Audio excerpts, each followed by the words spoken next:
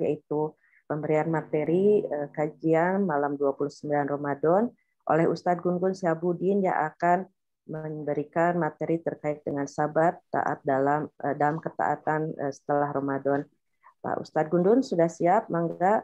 Kalau bisa agak ini ya, agak diperlambat karena Ustadz Gun-Gun itu yang ngebut kalau bicaranya. Jadi saya biar nyatetnya juga gampang gitu loh, Ustadz. Masya Allah. Oke, mangga Pak Ustadz di kawitan, hatur nuhun. Ya. Bismillah, alhamdulillah. Wassalatu wassalamu ala Rasulillah wa ala alihi wa sahbihi wa mawalah. Asyhadu an la ilaha illallah wahdahu la syarikalah wa asyhadu anna Muhammadan abduhu wa rasuluhu alladzi la nabiyya ba'dah. Allahumma shalli wa sallim wa barik ala hadzal nabiyil karim wa ala alihi wa sahbihi ajmain, amma ba'd. Fa inna asdaqal hadis kitabullah wa khairal hadyi hadyu Muhammadin sallallahu alaihi wasallam. Wa syarrul umuri muhdatsatuha wa kullu muhdatsatin bid'ah wa kullu bid'atin dhalalah wa kullu dhalalatin finnar. Alhamdulillah, segala puji milik Allah yang mempertemukan kita di malam hari ini, di malam ke-29 di bulan Ramadan. Mudah-mudahan setiap kebaikan yang kita kerjakan Allah Ta'ala membalasnya dengan pahala yang berlipat. Kalau seandainya malam ini adalah malam Lailatul Qadar, mudah-mudahan kita juga berkesempatan untuk menikmati segala macam jamuan yang Allah berikan kepada kita, termasuk kajian kita pada malam hari ini. Mudah-mudahan Allah catat sebagai amal saleh. Amin ya Allah ya rabbal alamin. Amin ya Allah ya rabbal alamin. Ikhwatu iman azani Allah wa iyyakum ajmain. Saya ambil judul sabat ya dalam taat ba'da Ramadan, setelah Ramadan, karena kita tinggal beberapa hari akan ditinggalkan oleh Ramadan.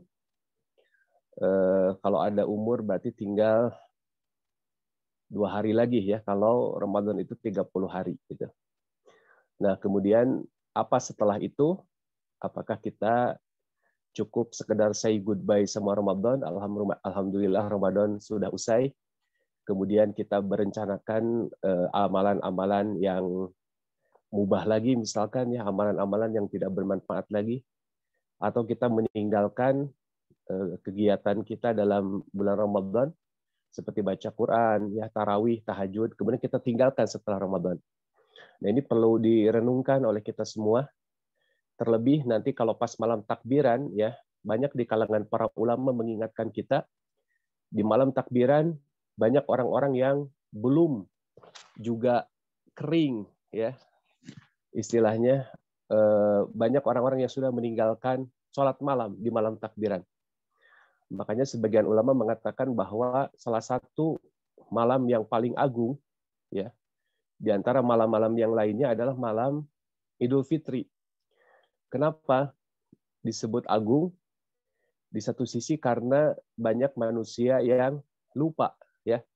Pada malam Id itu banyak mereka yang sudah tidak, karena sudah tidak ada tarawih lagi, seolah-olah tahajud sudah tidak ada lagi gitu. Ya, dan hanya sedikit saja orang yang melakukan sholat malam di malam takbiran. Makanya sebagian ulama mengatakan bahwa malam takbiran adalah malam yang agung. Oleh sebab itu, hadirin rahimani rahimakumullah, ya, jangan sampai malam takbiran kita nanti diisi oleh hal-hal yang tidak bermanfaat. Ya. Nah, kemudian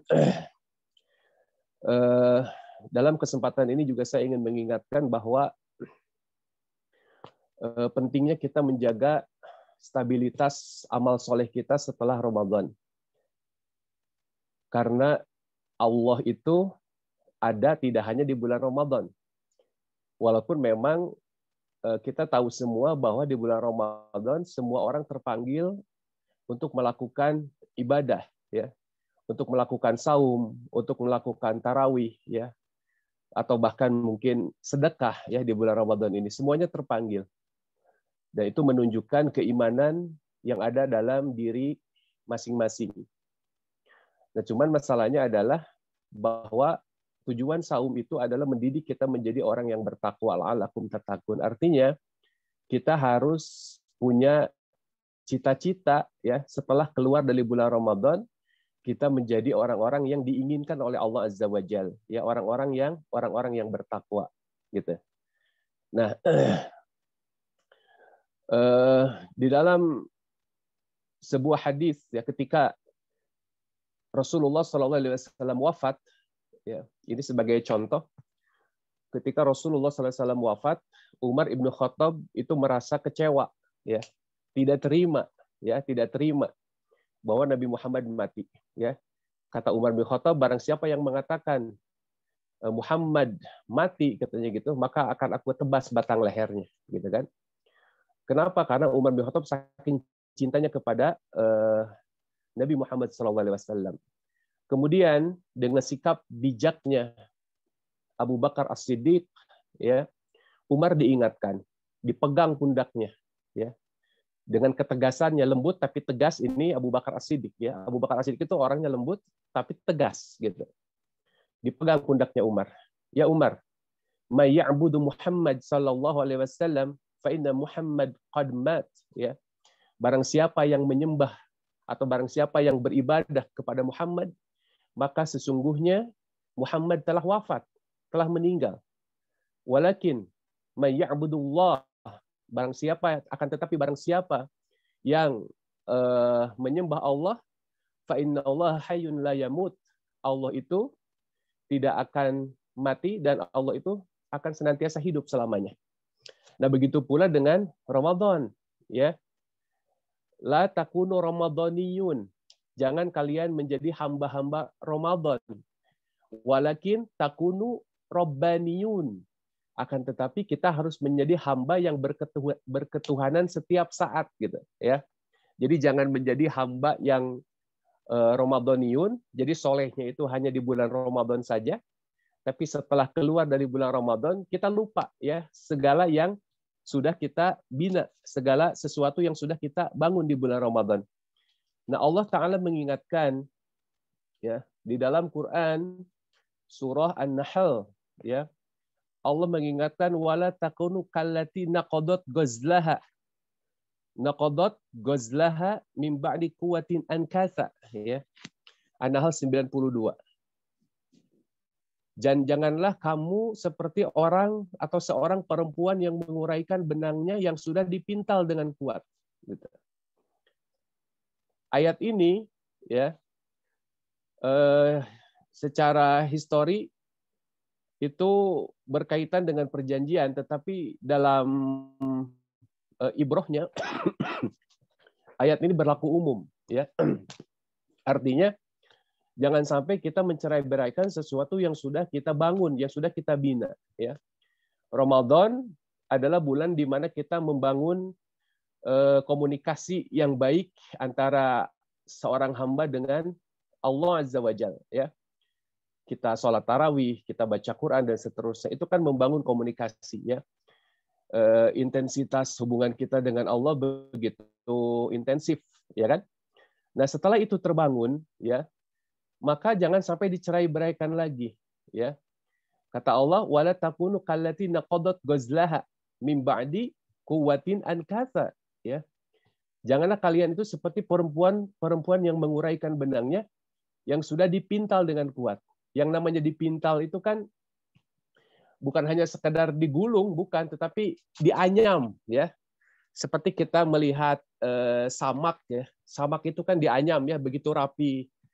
Atau rajutan, ya. Kita bisa melihat begitu rapi rajutan itu kan. Gitu. Nah, itu kan perbuatan yang sulit, ya. Sholat malam itu kan perbuatan yang sulit, ya. Pergi ke masjid itu perbuatan yang sulit, ya. Tetapi bisa dilakukan di bulan Ramadan.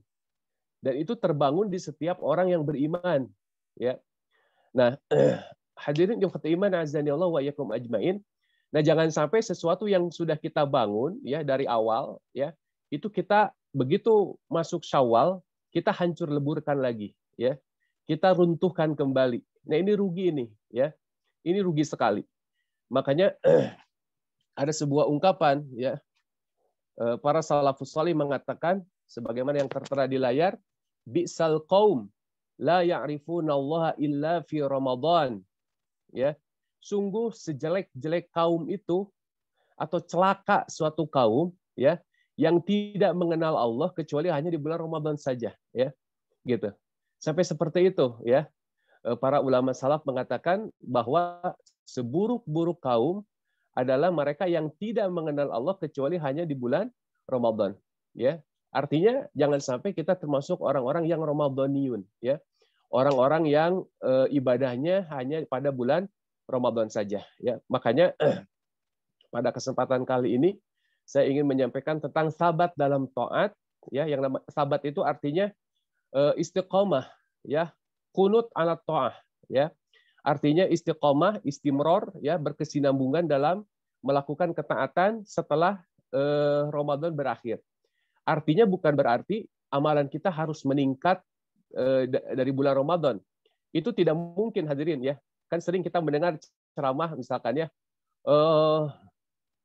orang yang menang itu adalah orang yang ketika keluar Ramadan ibadahnya makin meningkat. Itu nggak mungkin itu, ya.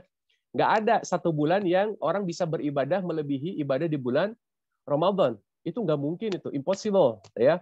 Nah, artinya yang dimaksud dengan meningkat itu adalah meningkat sebelum dia masuk Ramadan, ya. Jadi Rajab, Sya'ban, misalkan ibadahnya itu 7, ya. Begitu Ramadan dia di booster, ya. Setelah di booster, nah Syawalnya dia lebih meningkat daripada Rajab dan Sya'ban yang telah lalu. Itu maksudnya. Jadi kalau orang ibadah ya melebihi bulan Ramadan itu impossible, nggak mungkin, ya.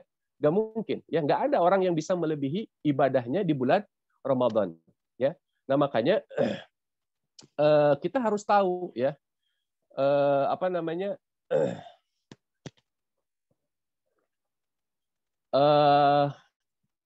amalan-amalan apa saja, ya, yang bisa kita pertahankan di bulan Ramadan, ya. Kita harus tahu tuh, ya. Biar apa? Biar terjaga amalan-amalan Ramadan itu terjaga tetap, ya. Dan itu menunjuk kalau kita continue, ya, dalam melakukan amalan-amalan yang sudah kita lakukan di bulan Ramadan, itu menunjukkan amalan-amalan kita itu diterima oleh Allah Azza wa Jalla.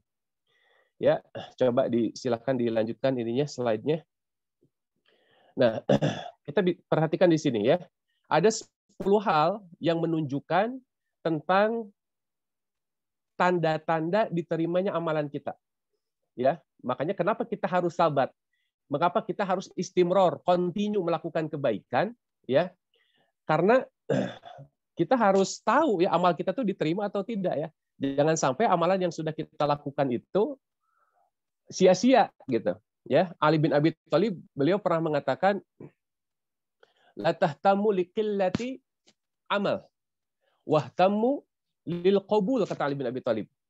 Jangan kalian itu berorientasi kepada sedikitnya amalan, ya, tetapi kalian itu harus orientasi kepada qabulnya amal. Jadi nggak usah khawatir kalau amal kita itu sedikit, nggak usah khawatir, kata Ali bin Abi Thalib. Yang penting amal kita itu continue. Kenapa? Karena itu menunjukkan bahwa amalan yang sudah kita kerjakan itu diterima oleh Allah Azza wa Jalla.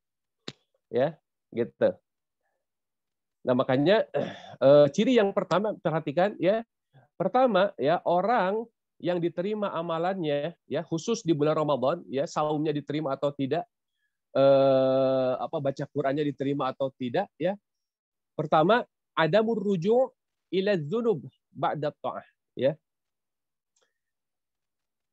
Tidak adanya keinginan untuk rujuk, ya, kepada dosa setelah dia melakukan ketaatan. Nah, ini, ya. Sebagaimana kajian kita yang kemarin, ya, Yahya bin Mu'az mengatakan, ya, kalau ada orang yang melakukan atau yang bercita-cita ingin melakukan keburukan setelah Ramadan, angke geus buka, kita bisa ngegibah lagi, misalkan, ya. Setelah buka kita bisa ke tempat ini itu lagi, ya, misalkan tempat-tempat yang buruk. Nah, itu menunjukkan bahwa amal puasanya itu ditolak oleh Allah Azza wa Jalla. Ya.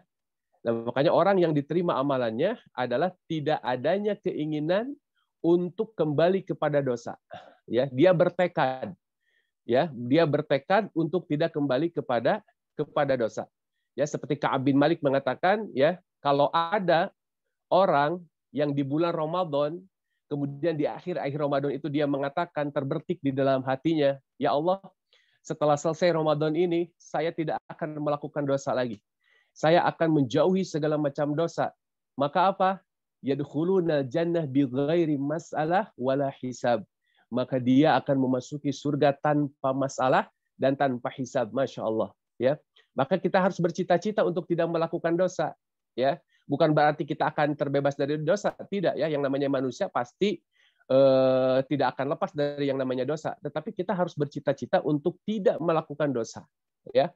Dosa-dosa yang disengaja kita kerjakan, kita hindari. Ya.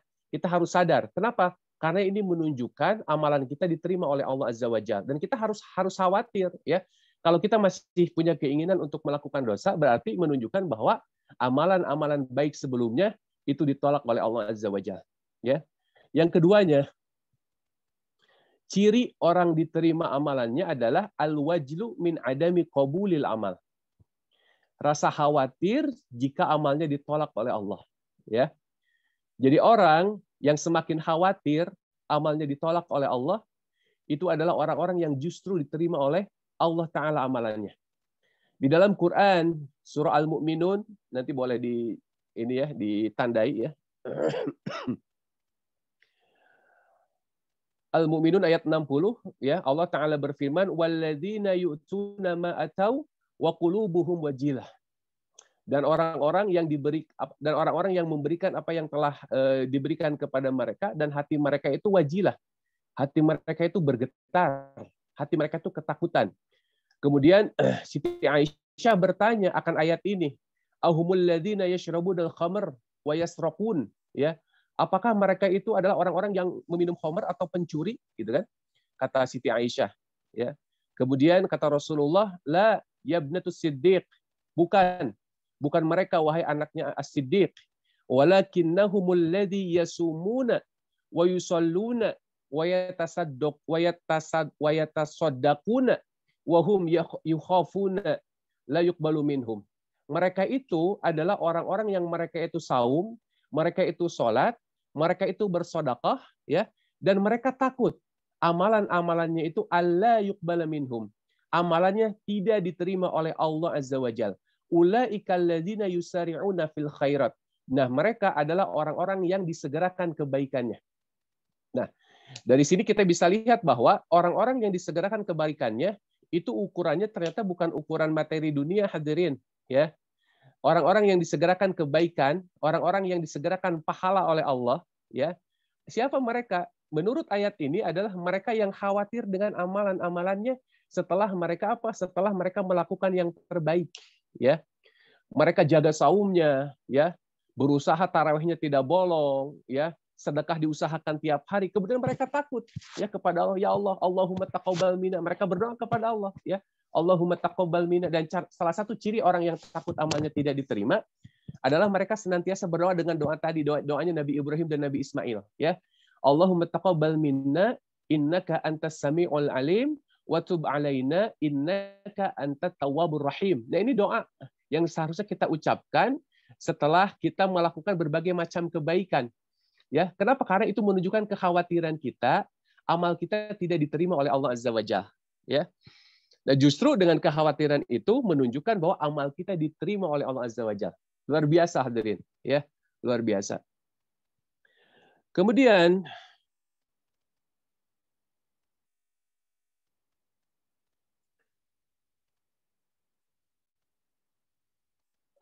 selanjutnya yang ketiga, tanda orang yang diterima amalnya itu adalah at-taufiq ila a'malus shalihah ba'daha, ya. Diberikan taufik, ya.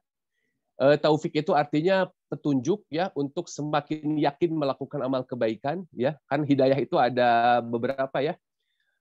Hidayah di dalam syariat kita kan dibagi menjadi beberapa, ada 4 lah, ya. Dari 4 itu yang keempatnya dibagi 2. Pertama kan ada yang namanya hidayatul hawas atau hidayatul wijdan, ya, hidayah insting, ya. Seperti bayi yang menangis ketika lapar, ya. Seperti hewan, ya, yang ya itu insting lah, ya. Yang namanya insting itu artinya bawaan sejak lahir, ya. Gitu.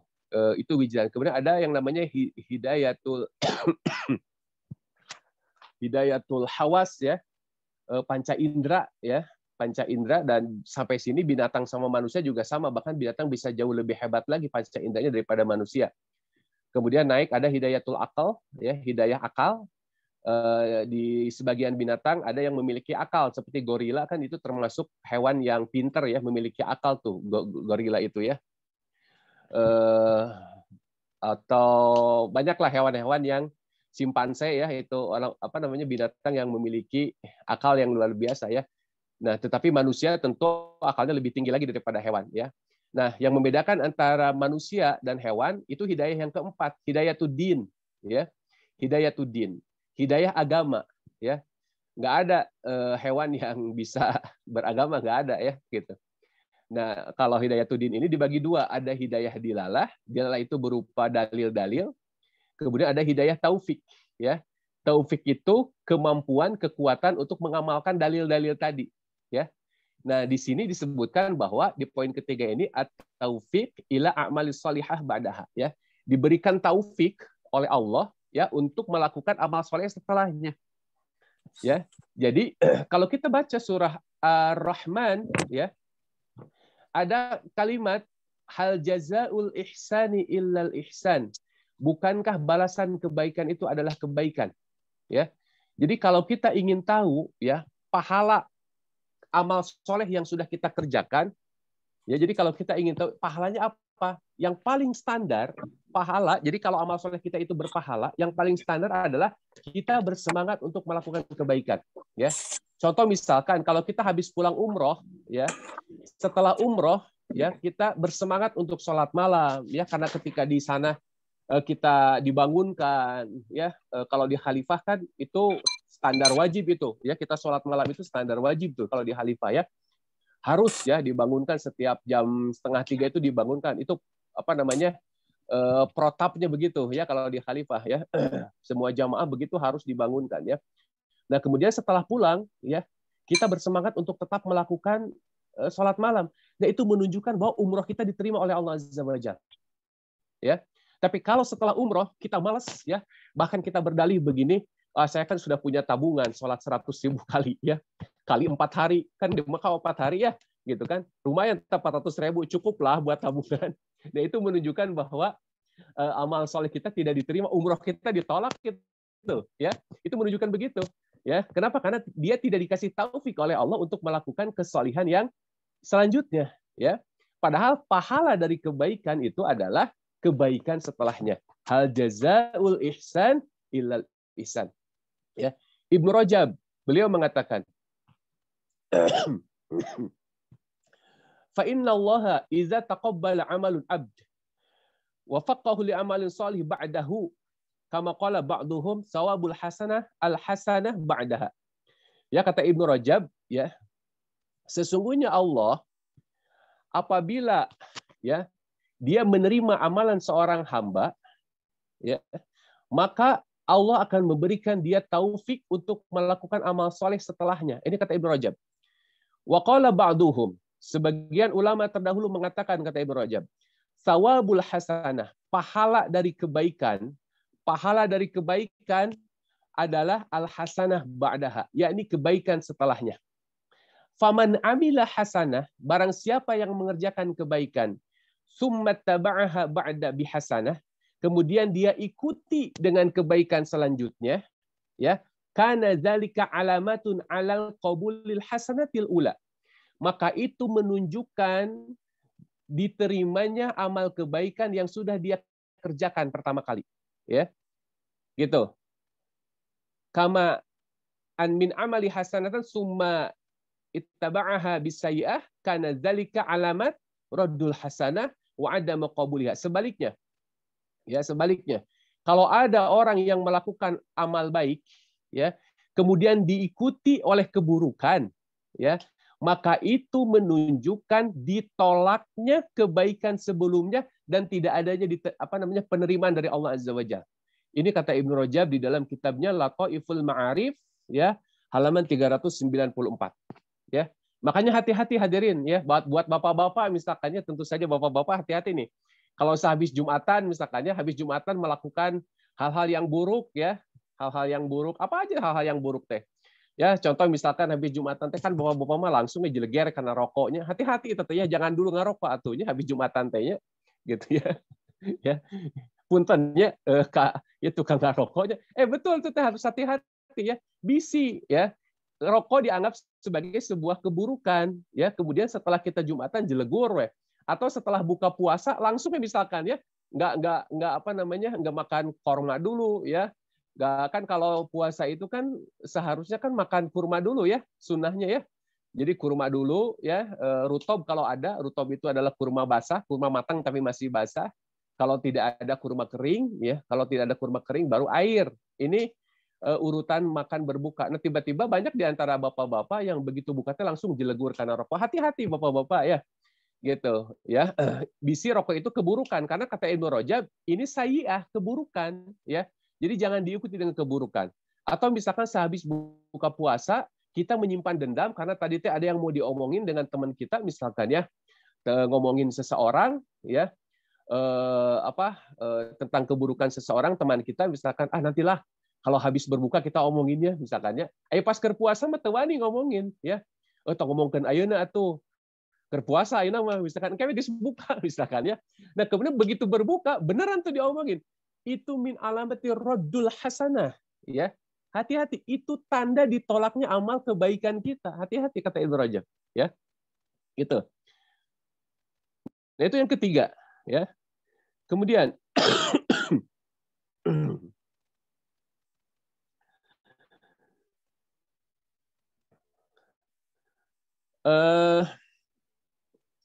yang keempat, al-istisghar, al-amalu wa adamul ujub wal gurur bih ya.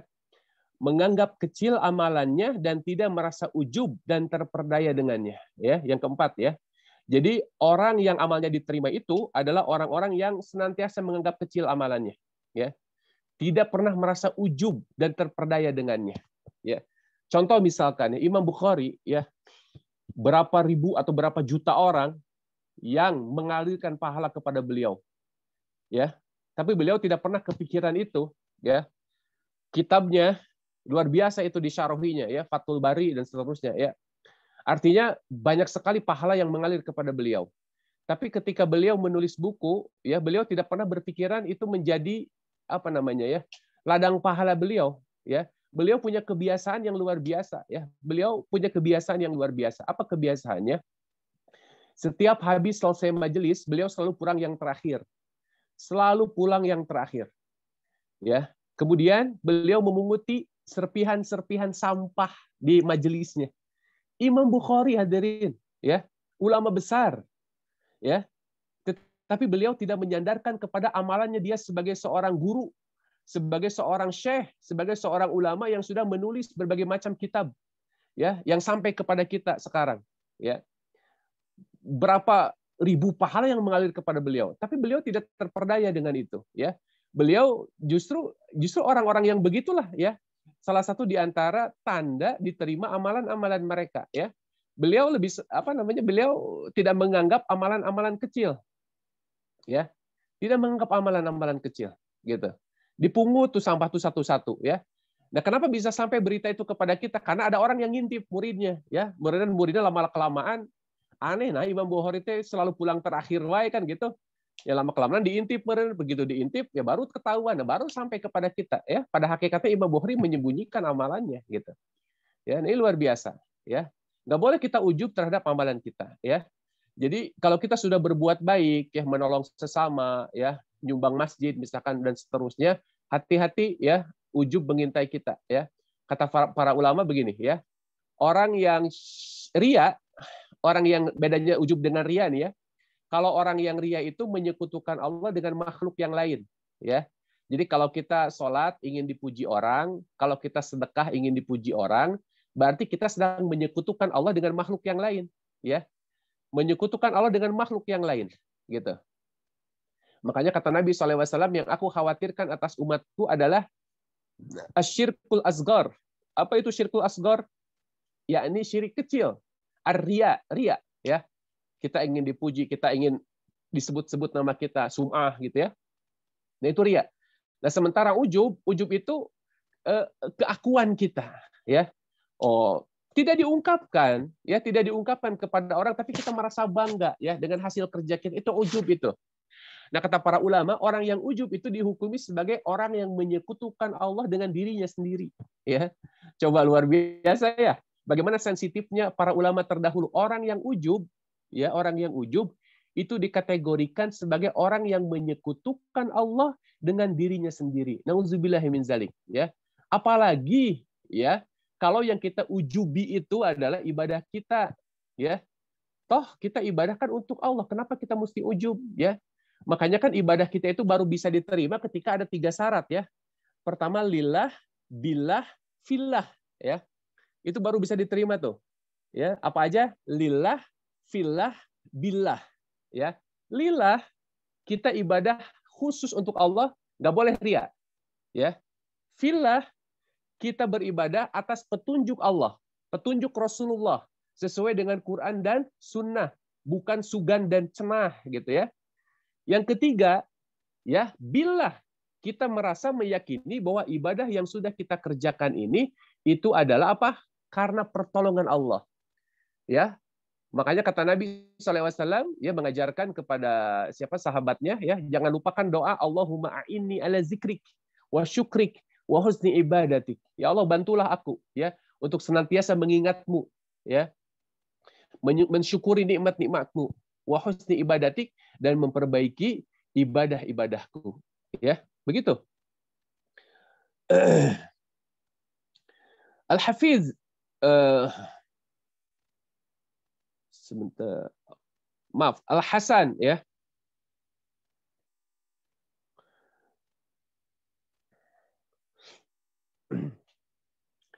Kata Hasan Al-Basri ya, amilu wallahu bitta'ah wajtahidu fiha. Beramalah ya. Beramalah kepada Allah Azza wa Jalla dalam ketaatan dan bersungguh-sungguhlah di dalamnya. Wa khafu an taradda alaihim. Dan takutlah kalian kalau amalan yang sudah kalian lakukan secara sungguh-sungguh. Ingat nih ya. Jadi orang yang takut itu adalah orang yang sudah melakukan amalnya dengan sungguh-sungguh. Ari orang yang melakukannya tidak sungguh-sungguh itu kadang tidak memiliki perasaan takut. Nah, justru itu adalah sifat munafik, kata Hasan Al-Basri ya.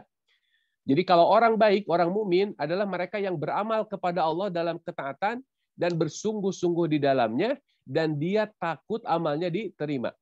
Innal mu'min, sesungguhnya seorang mukmin, jam'u ihsanan wa khasyah, mengumpulkan antara ihsan, antara kebaikan dan ketakutan, ya. Jadi orang mukmin itu mengumpulkan di dalam dirinya, ya, mengumpulkan di dalam dirinya antara amal-amal baik dan juga sifat khasyah. Khasyah itu artinya takut kepada Allah Azza wa Jalla, amalnya tidak diterima, ya. Wa innal munafik, dan sesungguhnya orang munafik, jam'u isaah wa amna. Orang munafik itu mengumpulkan antara keburukan dan keamanan, ya. Jadi kalau kita ibadahnya hare-hare, ya, ibadahnya santai-santai, ya, kemudian kita merasa aman, ibadah kita itu diterima oleh Allah, hati-hati, itu justru kita sedang memiliki sifat-sifat munafik, ya. Salat dinanti-nanti, ya. Apa namanya, ditunda-tunda gitu kan. Udah gitu kita tidak merasa bersalah, ya. Kita tidak merasa bersalah, kata Hasan Al-Basri ya, itu salah satu ciri orang munafik begitu ya. Kenapa? Karena orang munafik itu adalah mengumpulkan keburukan dengan keamanan. Ya. Makanya kata Nabi SAW ya, seorang mukmin ketika dia melakukan kesalahan, dia seolah-olah melihat gunung yang akan menimpa dirinya. Ya, begitu khawatirnya dia. Ya, walaupun dia sudah sungguh-sungguh beribadah, dia merasa tetap khawatir amalnya tidak diterima oleh Allah Azza wa Jalla. Ini orang mukmin, ya. Ini orang mukmin, ya. Gitu. Bacaannya sudah, kalau baca Quran dia apa namanya? Udah luar biasa lah ya. Sebulan selalu khotam, ya. Tapi dia merasa kerdil, dia tidak pernah ujub, ya. Dia tidak pernah bangga terhadap amalan-amalannya.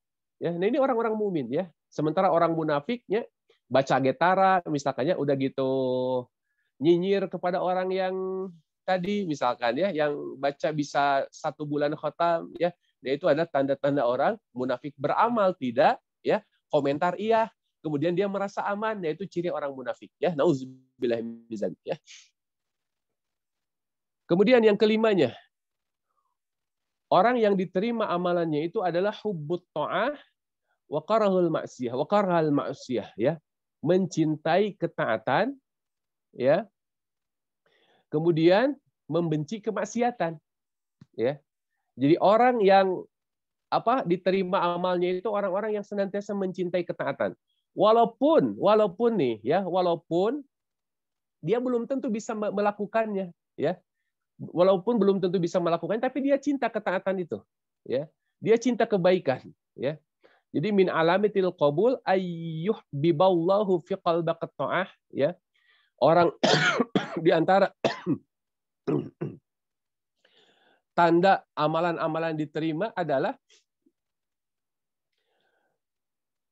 Allah menjadikan di dalam hati orang tersebut, ya, kecintaan terhadap ketaatan, ya. Kemudian hatinya merasa tenang, ya, ketika melihat kebaikan itu, ya. Di dalam Quran surah Ar-Ra'd ayat 28 Allah Taala mengatakan alladzina amanu wa tatma'innu qulubuhum bizikrillah ala bizikrillah tatma'innul qulub, ya. Orang-orang yang beriman, ya, hati mereka itu tenang karena zikir kepada Allah, ya. Ala bizikrillah tatma'innul qulub, ya. Ingatlah bahwa dengan zikir bisa menenangkan hati, ya. Nah, orang-orang, ya, yang diterima amalannya, dia akan disibukkan dengan tadi, ya, dengan kalimat-kalimat zikir, ya, dengan kalimat-kalimat thayyibah. Ya, ketika ada waktu yang luang maka lidahnya itu dibasahi dengan kalimat-kalimat thayyibah, ya. Jadi banyak di antara kita yang suka salah kaprah gitu, ya, memahami perkara-perkara bid'ah misalkan. Ada orang yang berzikir disebut bid'ah misalkan, ya, padahal belum tentu, ya, padahal belum tentu. Pokoknya setiap kalimat thayyibah, ya, selama kita tidak mengaitkan kepada keadaan, kepada waktu tertentu, maka boleh kita baca, ya. Misalkan ibu senang membaca kalimat-kalimat la ilaha illallah wahdahu la syarikalah misalkan, itu sering ibu baca, ya, boleh itu, ya, kapan saja di mana saja, ya, silakan, ya, silakan dibaca, ya, itu kalimat thayyibah, ya. Untuk mengisi waktu luang ketika macet misalkan, ya, kita senang melakukan kebaikan-kebaikan itu, ya. Kata Nabi SAW dalam hadis riwayat Imam Ahmad, ya, barang siapa yang membaca 10 kali Al-Ikhlas, ya, dan saya yakin Bapak Ibu semua hafal Al-Ikhlas karena itu termasuk surah favorit semua, ya. Itu mah pokoknya mah number one, ya, surat Al-Ikhlas mahnya, ya. Dalam setiap sholat pasti dibaca Al-Ikhlas mah, ya. Gitu. Ya. Itu kalau kita baca, Pak, Bu, ya, 10 kali, ya, 10 kali, dan 10 kali itu hanya butuh waktu 2 menit, ya. Jadi 10 kali itu hanya butuh waktu 2 menit. Ya, wallah, nanti coba silahkan, ya. Qul huwallahu ahad, Allahus samad, lam yalid walam yulad, walam yakul lahu kufuwan ahad. Baca 10 kali itu hanya butuh waktu 2 menit. Kata Nabi, buniyalahul baitan fil jannah. Maka Allah akan bangunkan baginya rumah di surga. Coba bayangkan, ya. Dari 10 Al-Ikhlas, ya. 10 kali kita membaca Al-Ikhlas, ya. Makanya biasakan, ya, lisan kita basahi dengan kalimat-kalimat thayyibah, ya. Kata Nabi SAW, ya, ada kalimat yang khafifatan fil lisan, saqilatan fil mizan, wa habibatan ilar rahman, ya. Subhanallah wa bihamdihi subhanallahil azim. Ada 2 kalimat yang ringan di lisan, berat di timbangan, dicintai oleh Ar-Rahman. Apa itu? Subhanallah wa bihamdihi subhanallahil azim. Pak, Bu, ya, kalau kita sulit untuk melakukan amalan-amalan yang berat, ya, seperti sholat tahajud, ya, mungkin untuk sebagian orang berat, ya, baca Quran untuk sebagian orang berat, ya, maka lakukanlah amalan-amalan seperti ini, ya. Kenapa? Walaupun amalan ini sedikit, kata Ali bin Abi Thalib tadi di awal, ya, la tahtamu biqillatil amal. Kita itu jangan melihat amal yang sedikit, jangan, nggak usah, ya. Tetapi kalau amal yang sedikit itu kita lakukan secara kontinu, maka justru itu tanda diterimanya amalan kita. Ya, seperti Imam Bukhari tadi, kerjaannya mungutin sampah gitu kan. Jadi kita itu jangan melihat amalan-amalan besar baru tidak dikerjakan gitu. Mendingan kita mengambil amalan-amalan kecil, ya, kalimat-kalimat zikir, ya, tetapi bisa kita kerjakan secara kontinu, ya. Nah, ini sahabat ini, ya. Sahabat itu begitu, ya, teguh, kokoh, ya, istimror, ya, kontinu dalam melakukan kebaikan. Makanya kata Nabi SAW, i'malu matutikun. Ya, i'malu ma tutikun fa innallaha la yamalu hatta tamalu. Ya, beramalah kalian sekemampuan kalian, karena sesungguhnya Allah itu tidak akan pernah merasa bosan sampai kalian sendiri yang bosan. Ya, jadi Allah nggak akan pernah bosan melihat. Jadi misalkan kalau ibu tanya dikira teh etawe terusnya, kul huwallahu ahad, Allah mah nggak akan bosan, Bu. Ya, beda jeung imam taraweh. Ya, imam taraweh mah bosan kalau misalkan imam teh kul hudai misalkan ya. Bahkan misalkan ketika ada imam baca nakul huwae, pas begitu terakhir teh, Bapak tesayos kul hudai cenah barenannya. Ya, gitu kan? Eta si kulhu terusnya diulang-ulang gitu kan. Nah, tetapi Allah nggak akan pernah bosan. Ya, Allah nggak akan pernah bosan menerima amalan-amalan yang tadi yang kita anggap kecil, ya. Yang kita anggap kecil Allah nggak akan pernah bosan, ya. Coba dawamkan itu, ya. Gitu. Kemudian yang keenam, ar-raja wa kasratud du'a, ya. Orang yang diterima amalnya itu adalah orang-orang yang penuh harap kepada Allah Azza wa Jalla. Ya, berharap terus. Dan kita ya ketika beramal kita harus berharap. Makanya ilmui, Pak, ya, Bu, ya. Amalan-amalan yang menjadi keseharian kita itu harus diilmui. Ya, contoh misalkan, kenapa sehabis zikir, sehabis sholat kita harus berzikir dengan subhanallah 33 kali, ya. Kemudian alhamdulillah 33 kali, ya. Allahu Akbar 33 kali. Ilmui itu, ya. Kenapa? Karena dengan begitu kita makin berharap dengan amalan kita, ya. Punten sekedap. Ya. Jadi kalau kita tahu pahalanya, ya, maka kita akan semakin berharap, ya Allah, mudah-mudahan amalan yang sudah kita kerjakan, yang sudah saya kerjakan ini itu benar-benar mendatangkan apa yang Engkau janjikan. Ya. Subhanallah walhamdulillah Allahu akbar, itu kan apa? Ya. Allah akan hapuskan dosa kita walaupun sebanyak buih di lautan. Luar biasa, Pak, ya. Tapi banyak orang yang tidak tahu dengan amalan itu apa faidahnya. Ya, apa faidah dari membaca subhanallah 33 kali, ya, alhamdulillah 33 kali. Itu dari dulu juga saya mau begini, harus tahu, Pak, harus diilmui, ya. Biar semakin roja, biar semakin berharap kita kepada Allah, ya. Kemudian, kenapa Nabi SAW mengajarkan baca ayat kursi sehabis sholat, ya? Itu harus dirutinkan terus, ya. Kata Nabi SAW, tidak ada yang menghalanginya masuk surga, ya, illal maut, kecuali kematian. Artinya orang yang terbiasa membaca ayat kursi sehabis sholat, ya, dijamin masuk surga. Coba, dijamin masuk surga, ya. Ini kan amalan yang ringan sebetulnya, mah. Ya, makanya kalau habis sholatnya jangan langsung gajeleng, Pak, Bu, apalagi ibu-ibu, ya. Ibu-ibu itu godaannya banyak, ya. Begitu beres sholat, parebut dengan remote gitu kan, langsung ya karena drakor, karena sinetron, ya. Kayak ikatan cinta teh mah, wah lihat pokoknya namanya, pabalap-balap sholat teh, ya. Jangan, ya. Kalau tontonan kan nggak ada faidahnya, ya. Tapi zikir itu untuk kebaikan akhirat kita, ya. Tuh. Nah, yang ketujuhnya adalah taisir ta'ah al-ibdad anil maksiyah, ya. Dimudahkan untuk melakukan ketaatan dan menjauhi kemaksiatan. Jadi kalau kita dimudahkan melakukan ketaatan, ya, ketika ada orang-orang yang misalkan membutuhkan bantuan kita, ya, ada program tebar nasi, misalkan ada program tebar takjil, ya, kita tahu kita langsung aja mengeluarkan, itu menunjukkan bahwa amalan kita itu diterima oleh Allah Azza wa Jalla. Yang kedelapannya hubus solehin wa ahlul ma'asi, ya. Kita mencintai orang solih, ya. Ini tanda amal diterima adalah kita mencintai orang solih.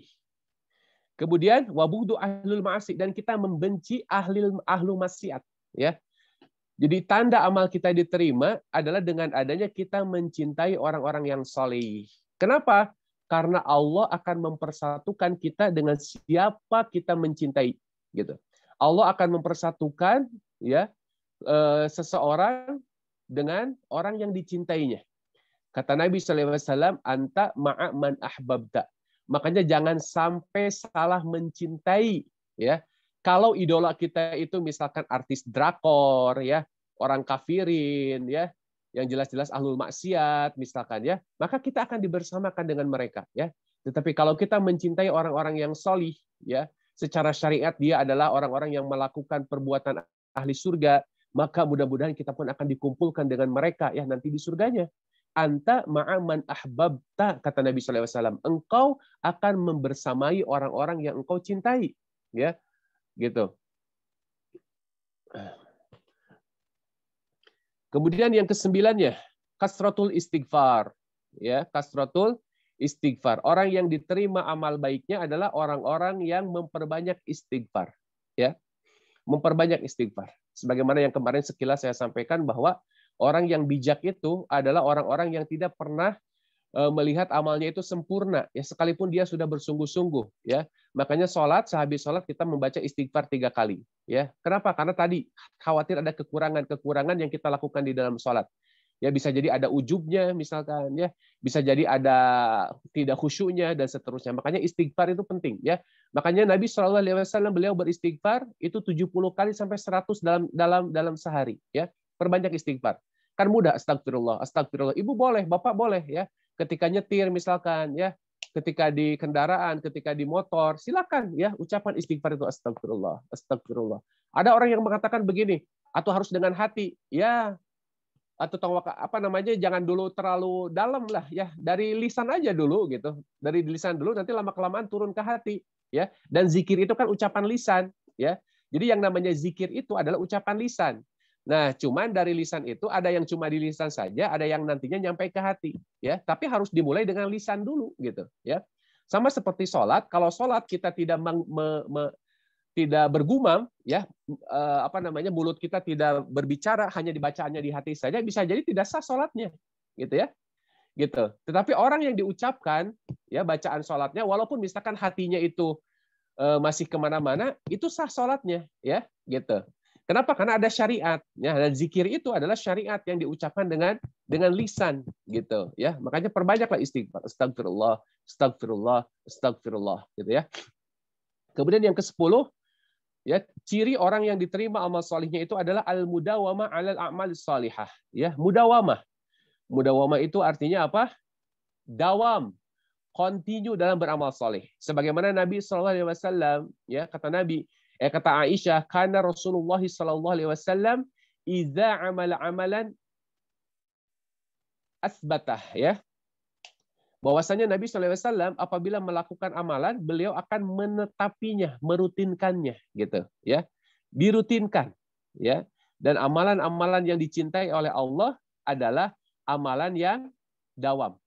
Ya, suatu ketika Nabi SAW pernah bertanya di tengah-tengah para sahabat, ya.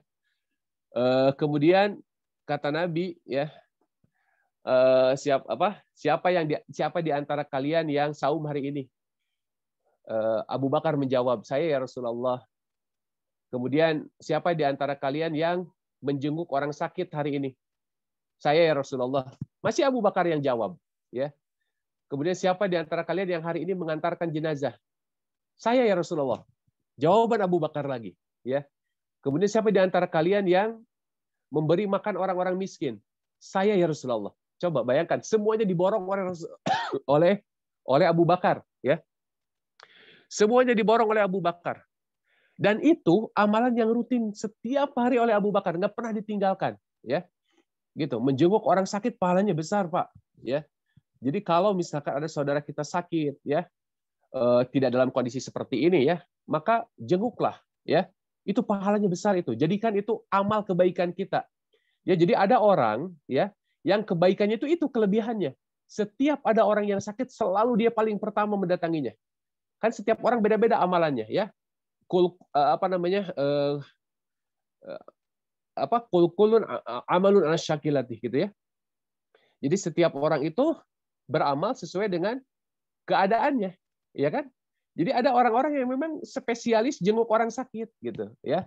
Ada orang-orang yang senangnya itu apa gitu, tetapi dia dawam di situ, ya. Gitu. Nah, kalau Abu Bakar itu diborong semuanya dan dia istiqomah dalam hal itu. Luar biasa ya Abu Bakar As-Siddiq, ya. Nah, itu beberapa tanda, ya, diterimanya amalan-amalan kita. Dan kita harus tahu dulu, ya, bahwa di antara 10 tadi, ya, ada poin-poin yang menunjukkan kepada kita bahwa kita wajib untuk sabat, ya. Kenapa?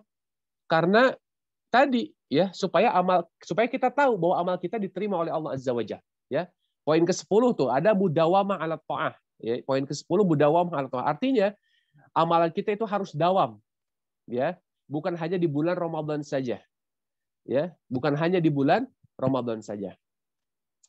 Kemudian selanjutnya Slide selanjutnya, limadza nasbitu ala ta'ah. Kenapa kita harus sabat dalam taat?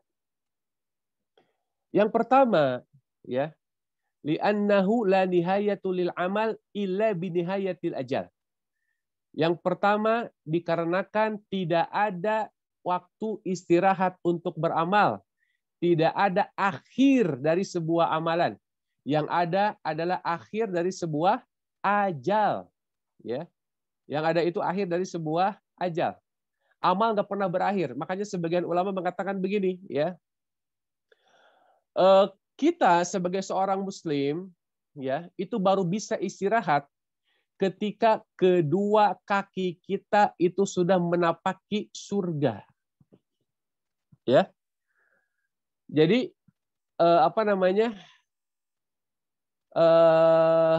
kalau kita sudah di surga, baru itu istirahat kita. Ya. Makanya kan dalam Quran surah Al-Insyirah apa? Fa'idza faragta fansab. Apabila telah selesai satu urusan, maka apa? Maka kerjakan urusan yang lain. Jangan sampai waktu kita terbuang sia-sia. Ya. Bukan berarti tidak istirahat sama sekali, maksudnya di sini, ya. Jadi maksudnya jangan sampai kita menyia-nyiakan amalan lah, waktu lah, ya. Kita kan memiliki waktu sama 24 jam, tapi setiap orang kan berbeda-beda, ya. Dari 24 jam itu digunakan untuk apa saja, gitu. Nah, Al Hasan mengatakan innallaha lam yaj'alul lil amalil mu'min ajalan dunal maut, ya. Gitu. Allah itu tidak menjadikan akhir amalan seorang mukmin itu selain kematian, ya, kata Hasan Al-Basri, ya. Jadi kenapa kita harus sabat? Ya, karena tadi, ya, Allah tidak menjadikan akhir dari amalan seorang mukmin itu kecuali kematian. Dan kita harus terus-menerus di situ. Ya, harus terus-menerus di situ. Kenapa? Karena Allah akan mewafatkan kita dalam kebiasaan kita.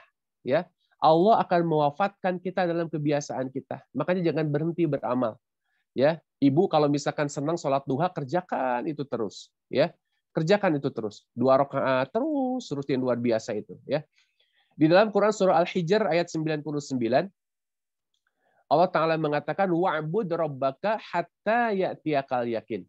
Dan sembahlah Tuhanmu sampai, ya, datang kepada kalian itu keyakinan. Yang dimaksud keyakinan di sini adalah al-maut, ya, yakni kematian. Baru setelah kematian kita boleh beristirahat, ya. Dan kita akan mendapati semua kenikmatan-kenikmatan hasil usaha kita, ya. Ada sebuah kitab, ya, namanya Qimatuz Zaman Indal Ulama, ya, tentang menggunakan waktu di kalangan para ulama, ya. Mereka luar biasa itu menggunakan waktunya, ya, luar biasa, ya. Makanya kalau di bulan Ramadan ini kan bagaimana Imam Asy-Syafi'i bisa mengkhatamkan 60 kali, ya, Al-Qur'an. Kenapa? Karena waktu mereka barokah, ya. Waktu mereka barokah. Tapi kalau kita makan susah, ya. Kalau kita mah susah. Ya, tapi paling tidak lah jangan sampai ada waktu yang terbuang. Jadi kalau ada waktu yang lowong, ya, ada waktu yang relatif lenggang, ya, maka manfaatkan itu untuk mendulang kebaikan, ya, seperti dengan zikir-zikir tadi, ya. Kemudian yang keduanya, kenapa kita harus sabat? As-sabat ala ta'ah wala siyaman nawafil sababul limahabbatillah, ya. Sabat dalam ketaatan itu, ya, dalam perkara-perkara yang sunnah itu adalah salah satu cara untuk mendatangkan cinta Allah Azza wa Jalla, ya. Jadi kalau kita rutin melakukan kebaikan, ya, itu salah satu cara untuk mendapatkan cinta Allah Azza wa Jalla. Siapa yang tidak mau dicintai oleh Allah, ya? Nah, ini salah satu cara nih, ya. Jadi kalau kita punya satu amalan yang bisa rutin kita kerjakan, maka kita berharap dengan itu, ya, Allah mencintai kita, ya. Allah mencintai kita. Dalam sebuah hadis qudsi dari Abu Hurairah radhiyallahu an, wa ma yazalu 'abdi yataqarraba ilayya bin nawafil hatta uhibbah. Dan tidaklah seorang hamba mendekatkan diri kepadaku, kata Allah, dengan amalan-amalan nawafil, amalan-amalan sunnah, hatta uhibbah, ya, sampai aku mencintainya, gitu. Makanya amalan-amalan sunnah, Bapak Ibu jangan dianggap sunnah. Nah, gini, kadang di kita itu suka keliru ya memahami sunnah. Sunnah itu dipahami begini. Dikerjakan dapat pahala, tidak dikerjakan tidak apa-apa. Nah, kita itu merasa sudah banyak pahala sehingga tidak butuh, sehingga banyak meninggalkan sunnah, ya kan? Tapi kalau kita umroh misalkan ya, ketika umroh itu sholat sunnah dijabanin semuanya itu, ya. Nah, salah satu ciri orang yang umrohnya diterima adalah ketika pulang dia konsisten melakukan ibadah sunnah, ya, ibadah sholat sunnah, ya, gitu. As-sabat ala ta'ah itu adalah sebab datangnya cinta Allah kepada dia. Nah, yang ketiga, kenapa kita harus sabat? As-sabat ala ta'ah wa sunnatul Habib Muhammad sallallahu alaihi wasallam. Merupakan sunnah, ya, Al-Habib. Orang yang kita cintai, yakni Muhammad sallallahu alaihi wasallam, ya, gitu. Contoh misalkan sahabatnya Nabi Shallallahu Alaihi Wasallam, ya, kata Siti Aisyah, makana Rasulullah Shallallahu Alaihi Wasallam yazidu fi Ramadan wala fi ghairihi an ihda asyrata rakatan, ya. Tidaklah Rasulullah Shallallahu Alaihi Wasallam itu baik di bulan Ramadan ataupun di luar Ramadan, beliau tetap konsisten mengerjakan sholat malam, ya, gitu. 11 rakaat. Nah, hadis ini bukan menjadi batasan ya, kalau sholat malam harus 11 rakaat, bukan ya, tetapi durasi yang didapati oleh Rasulullah SAW ketika bersama Aisyah itu hanya 11 rakaat ya. Banyak hadis-hadis yang lain yang Nabi sholatnya ada yang 15 rakaat, ada yang 9 rakaat witir dan seterusnya ya. Jadi hadis ini bukan menjadi batasan harus 11 rakaat ya. Jadi ibu-ibu yang mau sholat malam silakan ya. Jadi sholat malam itu secara umum dilakukan 2 rakaat ya, sampai sepuasnya ya. Nah, setelah itu silakan tutup dengan witir. Mungkin ibu bisa dapat 4 rakaat atau 6 rakaat, silakan ya. Jadi 11 itu bukan batasan ya. Jadi sholatul lail masna kata Nabi ya. Sholat malam itu 2 rakaat ya. Kemudian as-sabat ala ta'ah sababul husnil khatimah ya. Sabat dalam taat itu adalah penyebab husnul khatimah. Ya. Jadi kalau kita ya memiliki kebiasaan dalam kebaikan, ya, maka kita akan dimatikan dalam keadaan tersebut. Seperti ahlu sujud misalkan ya, orang yang ahli sujud maksudnya ahli sholat, banyak di antara mereka yang diwafatkan dalam keadaan sholat, ya. Dan ini menjadi bukti kebaikan. Bukan berarti orang yang tidak dalam keadaan sholat tidak disebut orang tukang sholat, bukan ya, bukan begitu maksudnya. Ya, tetapi orang-orang yang biasa melakukan kebaikan, maka Allah akan wafatkan dia dalam keadaan kebiasaannya itu. Ya, kata Ibnu Qayyim al-Jauziyah, kata Ibnu Taimiyah, ya, kalau ada orang ya yang kebiasaannya itu ngadu ayam, ya, maka dia akan dimatikan dalam keadaan ngadu ayam, gitu ya. Kalau ada orang yang kebiasaannya itu meminum khamar, maka dia akan dimatikan dalam keadaan meminum khamar. Bahkan sekaratnya saja minta khamar. Jadi tergantung kebiasaan, ya. Makanya kalau kita sabat dalam ketaatan, kita senantiasa rutin, misalkan sholat 2 rakaat di waktu malam, misalkan ya, atau 2 rakaat di waktu duha, ya. Mudah-mudahan Allah wafatkan kita dalam keadaan itu, ya. Kenapa? Karena kata Nabi SAW, innamal a'malu bi khawatimiha. Sesungguhnya amal itu dilihat di ujungnya, ya. Jangan sampai ujung kita itu justru keluar jalur, ya. Jangan sampai ujung kita itu keluar jalur, ya. Tetapi kita harus berada di on the right track, ya. Harus di jalur yang benar, ya. Artinya kita sabat dalam melakukan ketaatan dan mudah-mudahan Allah mewafatkan kita dalam keadaan tersebut, gitu. Nah, makanya kenapa kita harus sabat? Karena itu salah satu cara supaya kita wafat dalam keadaan husnul khatimah, ya. Selanjutnya, ini 10 cara supaya kita bisa dawam dalam melakukan amal solih setelah Ramadan. Ya. Pertama, ya, awalan wa qabla kulli syai', ya. Yang pertama dan sebelum yang lainnya itu, ya, kita harus mencari pertolongan Allah, ya, atas hidayah dan sabat. Ya. Wa qad asnallahu 'ala du'a ar-rasikhina fil ilm, ya. Sebagaimana doa yang diajarkan oleh ahlul ilm, ya. Tadi yang dibacakan oleh Ustadz Muh, ya. Rabbana la tuzigh qulubana ba'da idh hadaitana wa hab lana min ladunka rahmah innaka antal wahhab. Ya Allah, la tuzigh qulubana, jangan kau palingkan ya hati kami ya ba'da idh hadaitana, setelah engkau memberikan hidayah kepada kami. Wa hab lana min ladunka rahmah, dan anugerahkanlah kepada kami cintamu ya. Innaka antal wahhab, sesungguhnya engkau itu maha pemberi. Artinya sebelum semuanya kita harus sering membaca doa ini. Dan kata Ummu Salamah, Nabi tidak pernah meninggalkan doa ini dalam setiap harinya ya. Jadi kata istri Nabi ya, Ummu Salamah, Nabi tidak pernah meninggalkan doa Rabbana la tuzigh qulubana, itu Nabi ya. Apalagi kita, tentu kita lebih pantas lagi untuk memohon kepada Allah dengan doa tersebut ya. Minta terus kepada Allah supaya Allah tidak palingkan ya. Zaig itu artinya kita berpaling sekedip ya, sekedip gitu. Apa namanya, terdistrak gitu ya, terdistrak oleh sesuatu, nah itu zaid ya, itu zaig gitu. Ya kalau kita sedang ngobrol bertatapan, tiba-tiba ada yang jatuh, kita berpikir itu zaig gitu. Nah, Nabi berdoa dengan doa seperti ini ya, jangan sampai sedikit pun kita terpalingkan kepada hal-hal yang buruk ya, setelah Allah memberikan kebaikan kepada kita.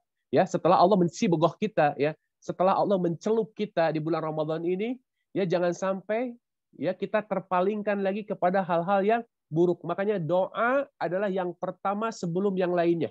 Ini penting ya. Kemudian yang kedua. Yang kedua adalah al-iktsar min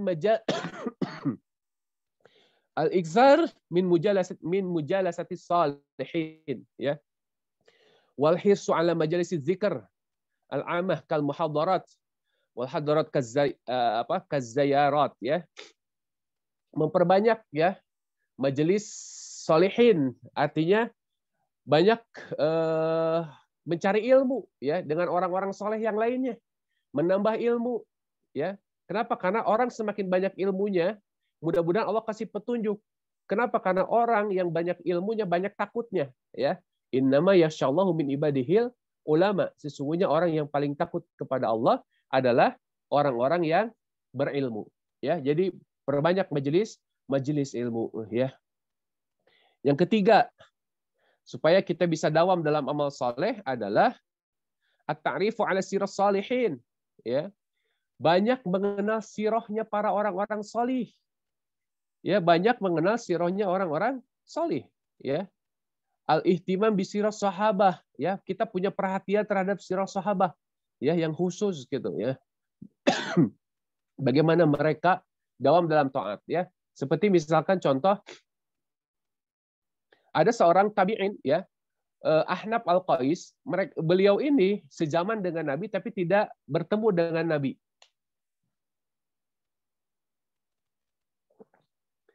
Jadi Ahnaf Al-Qais ini orang yang sezaman dengan Nabi tapi tidak bertemu dengan Nabi ya. Beliau punya kebiasaan setiap sholat malam beliau itu selalu membawa obor ya, api kecil lentera lah ya gitu. Nah, baca atas kisah-kisah seperti itu ya. Nah, Ahnaf Al-Qais ini kalau tiap malam itu dia simpan tuh lenteranya di sebelah kirinya ya. Kemudian dia sholat, ya sholatnya itu dengan sangat bergetar, ya. Wabukaan sakil, tamal malu sakim, bukaan sakil, ya, bergetar dirinya, ya. Kemudian menangis dengan terseduh-seduh, ya, Ahnaf Al-Qais ini, gitu ya. Kemudian setelah selesai sholat, dia selalu meletakkan tangannya itu di atas lentera tadi, ya. Kemudian dia berkata kepada dirinya sendiri, waihaka ya Ahnaf, celaka engkau wahai Ahnaf, celaka engkau wahai Ahnaf, ya. Ma ta'malu hadza wa hadza kada wa kada, ya. Apa yang telah engkau lakukan hari ini dan hari itu, ya. Kau lakukan ini dan itu dan seterusnya. Bagaimana mungkin engkau bisa bersabar dengan api neraka sementara api yang kecil ini saja engkau tidak bisa bersabar. Luar biasa tuh, ya. Kalau kita baca-baca sirah, ya, baik itu sirah sahabat, sirah tabi'in, mudah-mudahan itu menjadi inspirasi bagi kita supaya kita bisa dawam dalam ketaatan. Ya, jadi penting ya kita memiliki misalkan 60 karakter sahabat Nabi, itu bagus itu ya. Supaya apa? Supaya menjadi motivasi bagi kita, ya, ibrah bagi kita, pelajaran bagi kita. Kemudian yang keempat,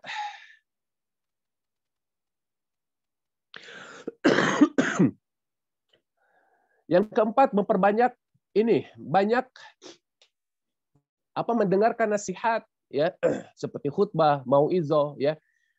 Di YouTube banyak ya. Coba cari itu ya, kalau di YouTube jangan cari yang aneh-aneh ya, tetapi cari ceramah-ceramah yang baik yang bisa melembutkan hati kita ya. Itu cara supaya kita bisa dawam dalam taat ya. Kemudian yang kelimanya al-hirsu 'alal faraid ka salatil khams ya wa qada Ramadan. Al-hirs, semangat dalam mengerjakan amalan-amalan wajib ya, seperti sholat 5 waktu ya. Atau misalkan qada Ramadan, jadi bagi ibu-ibu yang punya hutang puasa disegerakan ya. Itu bagian dari menjaga kedawaman kita, istimroriyah kita ya, gitu. Jadi jangan ditunda-tunda ya, sholat wajib jangan ditunda-tunda ya. Jadi kalau misalkan sholat wajib ditunda-tunda, bagaimana mungkin sholat-sholat yang sunnah itu bisa kita kerjakan ya, gitu. Kemudian yang keenam, al-hirsu 'alan nawafil, semangat dalam mengerjakan amalan-amalan sunnah ya, meskipun sedikit ya, tetapi disenangi oleh jiwa kita gitu ya. Itu cara untuk dawam begitu ya. Kita semangat melakukan amalan-amalan sunnah walaupun sedikit, tetapi jiwa kita senang, tidak terbebani. Itu bagus itu ya. Seperti misalkan sholat duha kan gampang itu sholat duha. Ya coba dikerjakan terus rutin, ini luar biasa itu ya. Itu menjaga kedawaman. Ya.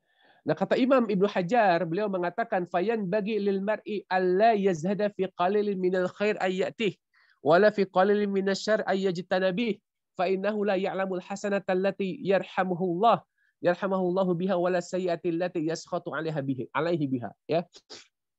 Imam Ibnu Hajar mengatakan, sesungguhnya tidak layak bagi seseorang itu ya tidak bersungguh-sungguh dalam amalan yang kecil ya, amalan kebaikan yang kecil yang datang kepadanya gitu.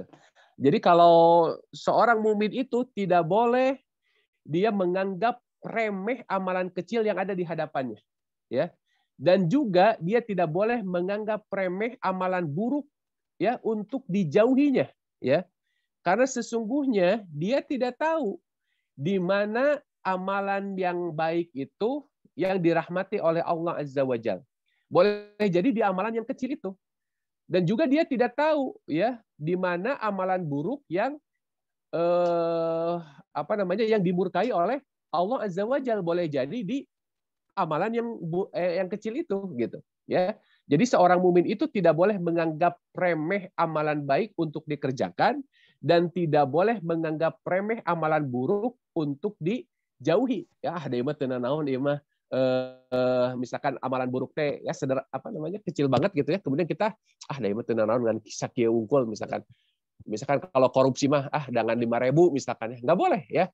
Kenapa? Karena kita tidak tahu di mana letak kemurkaan Allah ya. Dan juga kalau kita menganggap remeh amalan baik, kita tidak tahu di mana letak rahmatnya Allah. Makanya tadi Imam Bukhari itu melakukan amalan-amalan yang kita anggap hina, anggap kecil ya. Padahal boleh jadi disitulah letak rahmat Allah Azza wa Jalla. Kalau misalkan kita ke masjid, misalkan kita benerin sendal orang misalkan ya. Nah, itu jangan anggap remeh itu kebaikan. Boleh jadi Allah menyimpan rahmatnya di situ. Ya. Atau misalkan ketika makanan kita jatuh, kita ambil kembali ya. Karena kita masih sanggup untuk membersihkannya misalkan ya. Kata Nabi kan kalau ada lukmatan, serpihan makanan yang jatuh ya, maka ambillah kata Nabi SAW. Nah itu jangan dianggap sepele, itu kebaikan itu Pak Bu ya. Itu jangan anggap sepele karena boleh jadi di situlah letak rahmat Allah ya. Atau misalkan ketika ketika ada lalat masuk ke dalam minuman kita ya, kan kata Nabi celukan tuh ya. Kemudian buang lalatnya, kemudian minum airnya. Itu kan amalan remeh. Ya, tapi kalau kita mengerjakan itu, justru bisa jadi kita mendapatkan rahmat Allah dengan cara seperti itu. Dan jangan kita menganggap remeh amalan buruk untuk dijauhi ya. Seperti kalau saya sering mengasih contoh gini, bapak-bapak kalau sedang sholat Jumat misalkan ya, kadang kan bosan dengerin khutbah sambil ngorong gitu punten. Sambil ngorong ngupil gitu ya. Udah gitu dia nganggap remeh. Dioleskeun karena karpet misalkan ya. Ya kan? Dioleskeun karena karpet. Karena karpet masjid. Betul tidak ya? Bayangkan Pak, kalau misalkan setelah Bapak tinggalkan ada orang yang sholat di tempat Bapak, ya. Udah gitu orang yang sholat di tempat Bapak itu mau mendatangi mertuanya, calon mertuanya, misalkan dia sujud di situ, ternyata punten korong yang tadi Bapak nempel di hidungnya orang itu tanpa sadar misalkan, ya. Begitu datang ke tempat mertuanya dia dimurkai, ih jorok kamu mas, cina boga apa punya calon suami teh misalkan, ya. Jadi calon mertuanya jadi nggak suka misalkan. Nah, boleh jadi Bapak dimurkai karena tadi menganggap remeh perkara yang dianggap kecil gitu, ya. Jadi jangan pernah menganggap remeh amalan baik untuk dikerjakan, ya, dan jangan pernah menganggap remeh amalan buruk untuk ditinggalkan. Pokoknya kalau ada amalan baik sekecil apapun datang kepada kita, ambil, maksimalkan. Kalau ada amalan buruk yang ada di hadapan kita, ya, tinggalkan semuanya. Jangan dianggap remeh, ya. Kemudian yang poin 7-nya. Slide-nya bisa digeser.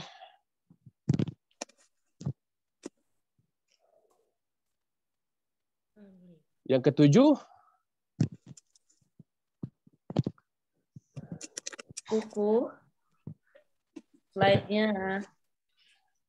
Yang ketujuhnya adalah, ya, kita menjaga tilawah kita, ya, menjaga tilawah kita, ya, dalam tilawah.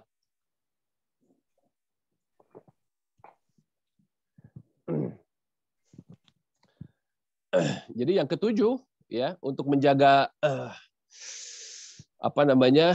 konsistensi kita, ya, kita rutin tilawah Al-Qur'an, ya, kita rutin baca Al-Qur'an, ya, sehari 1 halaman juga oke itu, ya, Pak Bu, ya, pelajari ayat per ayatnya, ya, itu bisa menjaga stabilitas. Jadi nggak usah kita itu terlalu muluk-muluk, ya, pokoknya mas saya harus segini, jangan Pak, ya. Tapi kalau itu tidak dicintai oleh jiwa kita, maka kita akan cepat untuk meninggalkannya, ya. Tetapi kalau misalkan sedikit demi sedikit tumbuh cinta kita, ya, terhadap amalan tersebut, maka dengan cara seperti itu kita bisa dawam melakukannya, ya. Nah, dalam tilawah juga seperti itu. Walaupun Nabi menganjurkan kepada kita untuk bisa mengkhatamkan Al-Qur'an dalam 1 bulan, tapi bagi sebagian orang itu terlalu berat, maka lakukanlah sedikit demi sedikit, ya. Sehari per halaman, ya, sehari atau per lembar, ya. Tetapi dengan begitu malah jadi tumbuh rasa cinta kita terhadap Al-Qur'an, insya Allah itu akan menjadi dawam insya Allah, ya. Kemudian yang ke-8-nya, ya, al-ihtimam bi islahil qalb. Ya. Kita harus terus-menerus berusaha untuk memperbaiki hati, ya. Jauhi segala sesuatu yang bisa merusak hati, ya. Salah satu di antara yang bisa merusak hati itu terlalu banyak tertawa, ya, terlalu banyak melihat sesuatu yang menghitamkan hati kita, ya. Makanya kan gini, Nabi SAW mengatakan begini, ya, Iqra'ul Qur'an wabku, fa ilam tabku fatabaku. Ya, bacalah Al-Qur'an kemudian usahakan kau menangis gitu. Kalau kau tidak bisa menangis maka menangislah, paksakan menangis gitu. Ya, kenapa? Karena itu bisa melembutkan hati. Itu bisa melembutkan hati. Nah, sementara kalau kita terlalu banyak melihat tontonan-tontonan yang tidak bermanfaat, itu bisa bisa mengotori hati, ya, membuat hati kita tidak sensitif, ya, membuat hati kita tidak mudah untuk tersentuh, ya. Tetapi kalau kita sering, ya, melihat sesuatu yang bisa melembutkan hati, ya, itu adalah salah satu cara untuk memperbaiki hati kita sehingga kita mudah untuk mendapatkan tadi nasihat-nasihat, ya, begitu. Yang ke-9, al-iksar min zikrillah wal istighfar. Banyak mengingat Allah dan juga banyak beristighfar kepadanya, ya.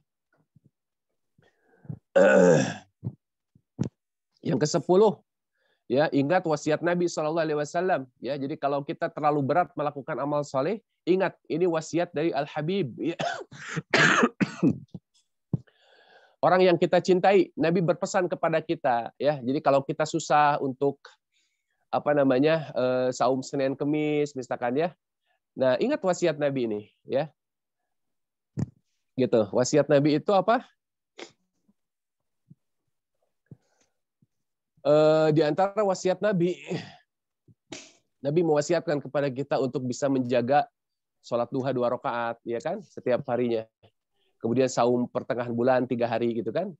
Kemudian bukan khusus pertengahan bulan saja ya. Pokoknya dalam 1 bulan itu ada 3 hari lah. Itu wasiat Nabi itu ya. Kemudian witir 3 rakaat ya, witir 3 rakaat ya. Jadi kalau kita susah melakukan amalan, cobalah kita beramal karena ini merupakan wasiat Nabi Shallallahu alaihi wasallam. Begitu ya. Kemudian Abu Darda beliau mengatakan ya. Selanjutnya ini nasihat dari Abu Darda ya. Kata Abu Darda, "Lau anna ahadukum arada safara," ya. Jika seandainya di antara kalian itu ingin melakukan sebuah perjalanan, alaisa yattakhidu minaz zad ma yuslihah, ya. Bukankah kalian akan mengambil perbekalan yang bermanfaat? Qalu, kemudian dijawab bala ya, benar ya. Qala safar yaumal qiyamah ab'ad. Sesungguhnya perjalanan menuju hari kiamat itu adalah perjalanan yang sangat jauh, kata Abu Darda. Fakhudhu ma yuslihakum. Maka ambillah segala sesuatu yang bermanfaat bagi kalian. Ya, ambillah segala sesuatu yang bermanfaat bagi kalian. Ya. Jadi kalau kita melakukan perjalanan, tentu kita akan membawa bekal yang bermanfaat bagi kita. Tidak dibawa semuanya hadirin, ya. Tetapi hal yang bermanfaat saja, gitu. Ya. Nah, perjalanan kiamat itu jauh, kata Abu Darda. Maka ambillah bekal yang bermanfaat bagi kalian. Ya. Kata Abu Darda, hajju li'izamil umur. Ya, berhajilah kalian. Sempatkan berhaji. Kenapa? Karena haji itu adalah perkara yang besar. Ya. Jadi Bapak Ibu ya yang sudah punya cita-cita untuk berhaji, segerakan tunaikan, ya. Segera tunaikan. Jangan ditunda-tunda, bukan masalah dalam kondisi pandemi atau tidak, ketika Bapak Ibu sudah menunaikannya, sudah mendaftarkannya, insya Allah niatnya sudah tercatat, ya, insya Allah sudah tercatat itu, ya, Allah sudah mencatat dia sebagai haji insya Allah, ya. Adapun pelaksanaannya itu tunggu, itu qadarullah itu mah, ya. Tetapi niat kita itu harus ada aksi. Nah, aksinya apa? Ya daftar, gitu ya, bayar, gitu. Itu merupakan aksi, ya. Jadi itu menjadi amal soleh bagi kita insya Allah, ya. Walaupun kita tidak jadi berangkat misalkan ya karena ada satu hal dan yang lainnya, tetap itu menjadi catatan di sisi Allah Azza wa Jalla, ya. Itu bekal kita nanti ya menuju hari kiamat, ya. Kemudian yang kedua, sumu yauman syadidan harrahu lihurri yauman nusyur, ya. Bersaumlah, ya, ketika hari yang begitu panas, ya. Kenapa? Karena itu merupakan penolong kita ketika kita berada di hari kebangkitan, ya. Jadi kalau kita membiasakan saum, ya, fisabilillah di jalan Allah, ya, kata Nabi SAW, man soma yauman fisabilillah, barang siapa yang saum di jalan Allah, ya, maka Allah akan jauhkan dia dari neraka sab'ina kharifan, ya, sejauh 7 musim, 7 tahun, ya, perjalanan. Ya, luar biasa nih kalau kita terbiasa dengan saum sunnah. Kemudian kata Abu Darda, sallu raka'ataini fi zulumatil lail li zulumatil kubur, ya. Salatlah 2 rakaat, minimal 2 rakaat ya di waktu malam. Kenapa? Karena itu sebagai bekal kita nanti di kegelapan kubur, ya. Jadi nggak usah banyak-banyak, bukan nggak usah ya. Jadi kalau kita sebagai pemula ya, maka 2 rakaat cukup, ya. 2 rakaat cukup, ya, salat malam itu insya Allah, ya. Begitu. Tasaddaqu bisir liyaumi qad asir, ya. Bersedekahlah dengan cara sembunyi-sembunyi untuk hari yang sulit nanti di yaumil akhir, ya. Ini pesan Abu Darda supaya kita memperbanyak amalan, ya. Nah, kemudian amalan apa saja yang sebaiknya kita jaga, ya. Ada 9 di sini, ya. Pertama, istimroriyah as-salatu fil masjid lirrijal was-salatu ala waqtiha lin-nisa, ya. Jadi yang pertama harus istimror, berkesinambungan, ya, salat di masjid bagi laki-laki dan salat tepat pada waktunya bagi para perempuan, ya. Jadi kalau dalam kondisi normal usahakan ya bapak-bapak salatnya di masjid berjamaah, ya. Terlepas dari hukumnya apakah itu hukum wajib atau hukum sunnah muakkadah, ya. Terlepas dari hukum itu semua, tetapi usahakan sholat kita di masjid, ya. Nanti kalau bapak-bapak sholatnya di rumah, ya, dalam kondisi normal, itu menjadi bapak-bapak solihah nantinya, ya, tinggal di muknaan, gitu ya Pak, ya. Jadi usahakan sholatnya di masjid bagi laki-laki, ya. Kalau tidak ada uzur, ya, kalau tidak ada uzur, ya. Dan bagi ibu-ibu, ya, usahakan sholatnya tepat waktu, ya. Jangan dinanti-nanti. Toh nanti juga ibu teh harus sholat, benar tidak? Ya. Kadang godaan setan begitu, kagok. Tapi tetap ujungnya ibu teh harus sholat, gitu kan? Nah itu kan godaan setan, ya. Begitu. Yang kedua, ya. Siyamu sittata Syawal, siyamu sittata min Syawal, ya. Saum 6 hari di bulan Syawal setelah Ramadan ini, ya. Jadi setelah Ramadan ini kita usahakan saum Syawal, ya. Terserah ibu waktunya kapan, apakah wajib dulu atau Syawal dulu, terserah, ya. Tidak ada yang lebih utama, gitu ya. Mangga silakan. Ada juga yang mengatakan wajib ya didahulukan, boleh yang mangga, gitu ya. Tetapi ingat Aisyah juga kan beliau bayar saumnya itu di bulan Sya'ban, gitu ya. Aisyah bayar saumnya di bulan Sya'ban, bayar saum qadanya. Artinya mana yang mudah untuk kita kerjakan, ya. Kalau seandainya ibu misalkan, kalau ibu-ibu yang masih punten ada masa menstruasinya, tentu harus disesuaikan, ya, biar tidak kehabisan saum Syawalnya, ya kan? Karena saum Syawal itu 6 hari di bulan Syawal, tidak harus berturut-turut, silakan selang-seling juga boleh. Dan yang paling utama, ya, saum Syawal itu sebagian ulama mengatakan mengakhirkan, ya, bukan mengawalkan, ya. Jadi minimal saum Syawal itu 3 hari setelah Idul Fitri, ya. Itu sebagian ulama mengatakan begitu. Kenapa? Karena 3 hari setelah Idul Fitri itu adalah masa-masa masih hari raya, ya. Kaum muslimin masih saling berkunjung, ya. Jangan sampai kita menyakiti kaum muslimin yang lain yang datang kepada kita sementara kita dalam keadaan saum, ya. Makanya paling cepat sebagian ulama mengatakan afdolnya saum Syawal itu 3 hari setelah Idul Fitri. Sama seperti hari tasyrik, ya. Sama seperti hari tasyrik, ya. Begitu, Allahu a'lam. Nah, semakin akhir itu semakin baik, gitu. Sebagian ulama mengatakan begitu, ya. Kenapa? Karena suasana lebarannya sudah mulai habis, ya. Orang sudah tidak ada yang berkunjung saling mengunjungi lagi, gitu. Allahu a'lam bishawab, ya. Tapi yang jelas kerjakan 6 hari di bulan Syawal. Yang ketiga, wa aktsaru minasyukri wal istighfar, ya. Perbanyak syukur kita kepada Allah Azza wa Jalla, ya. Syukuri segala sesuatu yang sudah kita dapatkan, ya. Sebagaimana kajian kita yang kemarin, ya, tentang qanaah, ya. Apapun nikmat yang Allah berikan kepada kita, syukuri itu, ya. Syukuri itu, gitu. Kemudian istighfar. Perbanyak istighfar atas kesalahan yang kita sengaja ataupun tidak sengaja dan kekurangan amalan-amalan kita, ya. Yang seharusnya itu dijadikan sebagai wujud syukur kita kepada Allah Ta'ala, ya. Tetapi kalau kita merasa kurang, maka perbanyaklah istighfar. Yang keempat, ud'ullaha kulla yaumin walau daqiqatain, ya. Mintalah kepada Allah walaupun kita hanya butuh 2 genggam terigu, katanya gitu, ya. Jadi apapun kebutuhan kita, ya, maka mintalah kepada Allah, ya. Adapun nanti ikhtiarnya, ya, kita boleh minta sama tetangga misalkan, tetapi kalau kita butuh sesuatu, mintalah kepada Allah, ya. Bahkan para sahabat Nabi SAW, beliau meminta garam itu kepada Allah, ya. Beliau mintanya kepada Allah dulu. Artinya apa? Ketika ada saudara yang ngasih, tetap itu semuanya atas izin Allah, ya.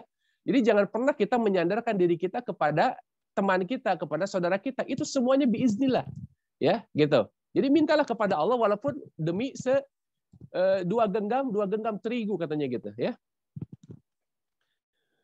Kata Nabi SAW, "Ma min muslimin yad'ullaha bid'awatin laisa fiha ismun wala qati'atur rahim illa a'tahu Allahu biha ihdas salas," ya. Tidaklah seorang muslim, ya, berdoa kepada Allah dengan doa yang tidak mengandung dosa dan tidak mengandung memutuskan silaturahim, kecuali Allah akan kabulkan dia dengan 3 cara, ya. Pertama, imma an ta'jalallahu da'watahu fid dunya. Ada yang doanya itu langsung dikabulkan di dunia, ya. Jadi cash and carry, ya. Doanya langsung diijabah. Ya, tadi malam minta jodoh, sorenya dapat jodoh, misalkan, itu cash and carry, ya. Langsung dapat tuh, ya. Gitu. Yang kedua, wa imma an tadakhiruna fil akhirah, ditunda nanti di akhirat, ya. Jadi jangan pernah kita berburuk sangka kepada Allah. Kenapa ya doa saya tidak diijabah, ya? Kalau kita sudah berdoa dengan cara yang baik, itu sudah pasti diijabah, ya. Cuman kata Nabi, diijabahnya itu dengan 3 kemungkinan. Memang ada yang diberikan langsung di dunia, ada yang ditunda di akhirat, Nah, yang ketiga ada ayyasrifa anhu minasyir, ya. Minasyar, ya. Ada orang yang dihindarkan dari keburukan, gitu, ya. Jadi doa kita itu diijabah oleh Allah, tapi dengan cara kita dihindarkan dari keburukan. Ya, kita berdoa sesuatu, ya, misalkan minta apa, nah tapi kita merasa tidak dapat, tetapi kita dihindarkan dari sebuah musibah yang nilainya mungkin lebih baik daripada apa yang kita minta, gitu ya. Selanjutnya, yang kelima, ya, yang harus kita jaga setelah Ramadan adalah qiraatul Quran. Baca Al-Quran, ya, tadi sudah kita bahas sedikit, ya. Kemudian yang keenam, tadribun nafs, ya, ala muhafadzati ala ada. Ya. Membiasakan diri kita untuk menjaga amalan-amalan nawafil, amalan-amalan rawatib, ya, seperti apa namanya, ya, sholat sunnah rawatib tadi, ya, sholat sunnah rawatib. Sholat sunnah rawatib itu ada 12 rakaat, ya, 12 rakaat. 4 sebelum duhur, 2 setelah duhur, ya, 2 setelah maghrib, 2 setelah isya, dan 2 sebelum subuh. Nah, itu jaga jangan sampai ketinggalan.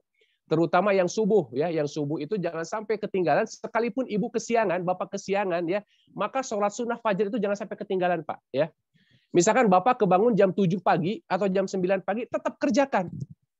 Karena kalau tidak dikerjakan juga tetap kesiangan, gitu loh, ya.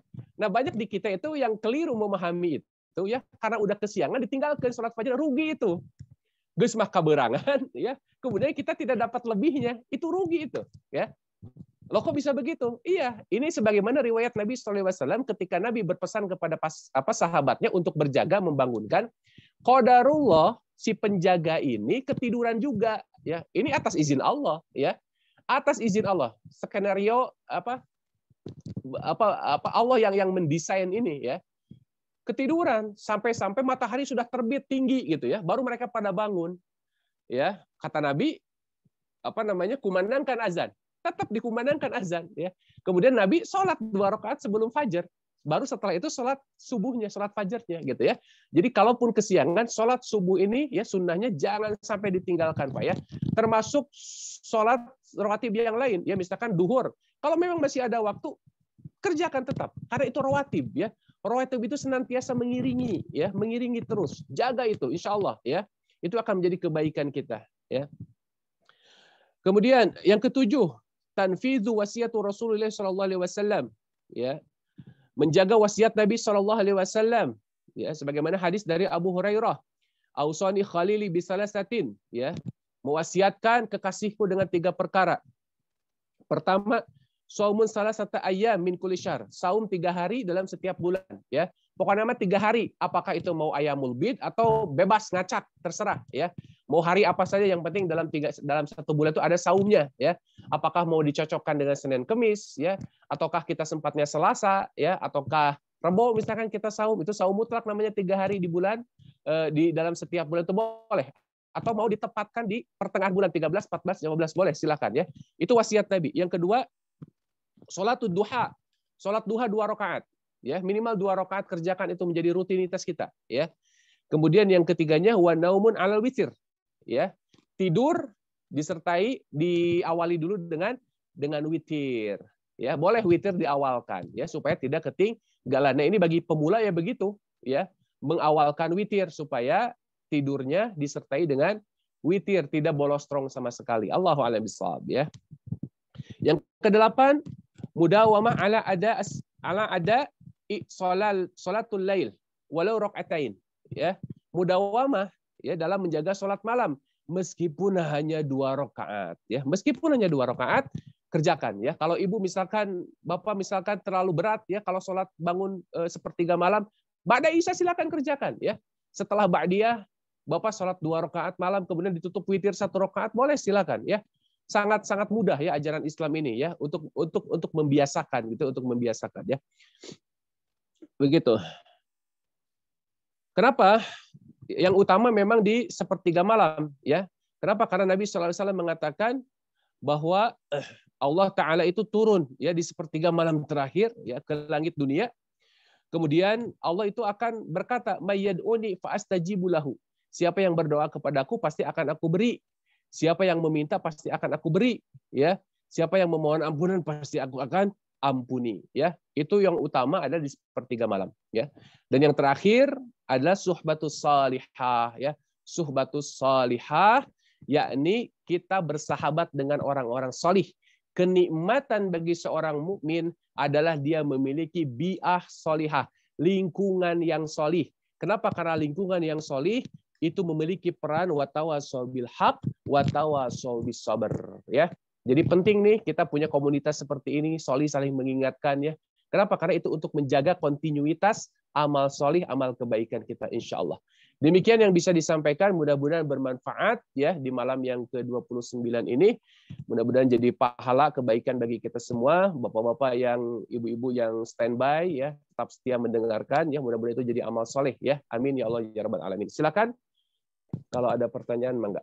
Ya, alhamdulillah, jazakallah khair Pak Ustadz, banyak sekali ya. Meskipun tadi sempat tertatih-tatih ini mencatatnya karena banyak sekali dan cukup ngabut. Tapi ini banyak anggar ngebut keneh Bu ya? Ngebut keneh teteh. Masya Allah, padahal tos 60 ya teh. Alhamdulillah, tapi lumayan lah tiasa rada catat meskipun nanti dari rekaman aja lah untuk melengkapinya. Tapi yang pasti ini ada beberapa hal yang bisa kita lakukan ya supaya kita dawam dalam kebaikan selepas Ramadan gitu ya. Jadi ada apa tadi, ada 10 ya, 10 yang bisa kita lakukan.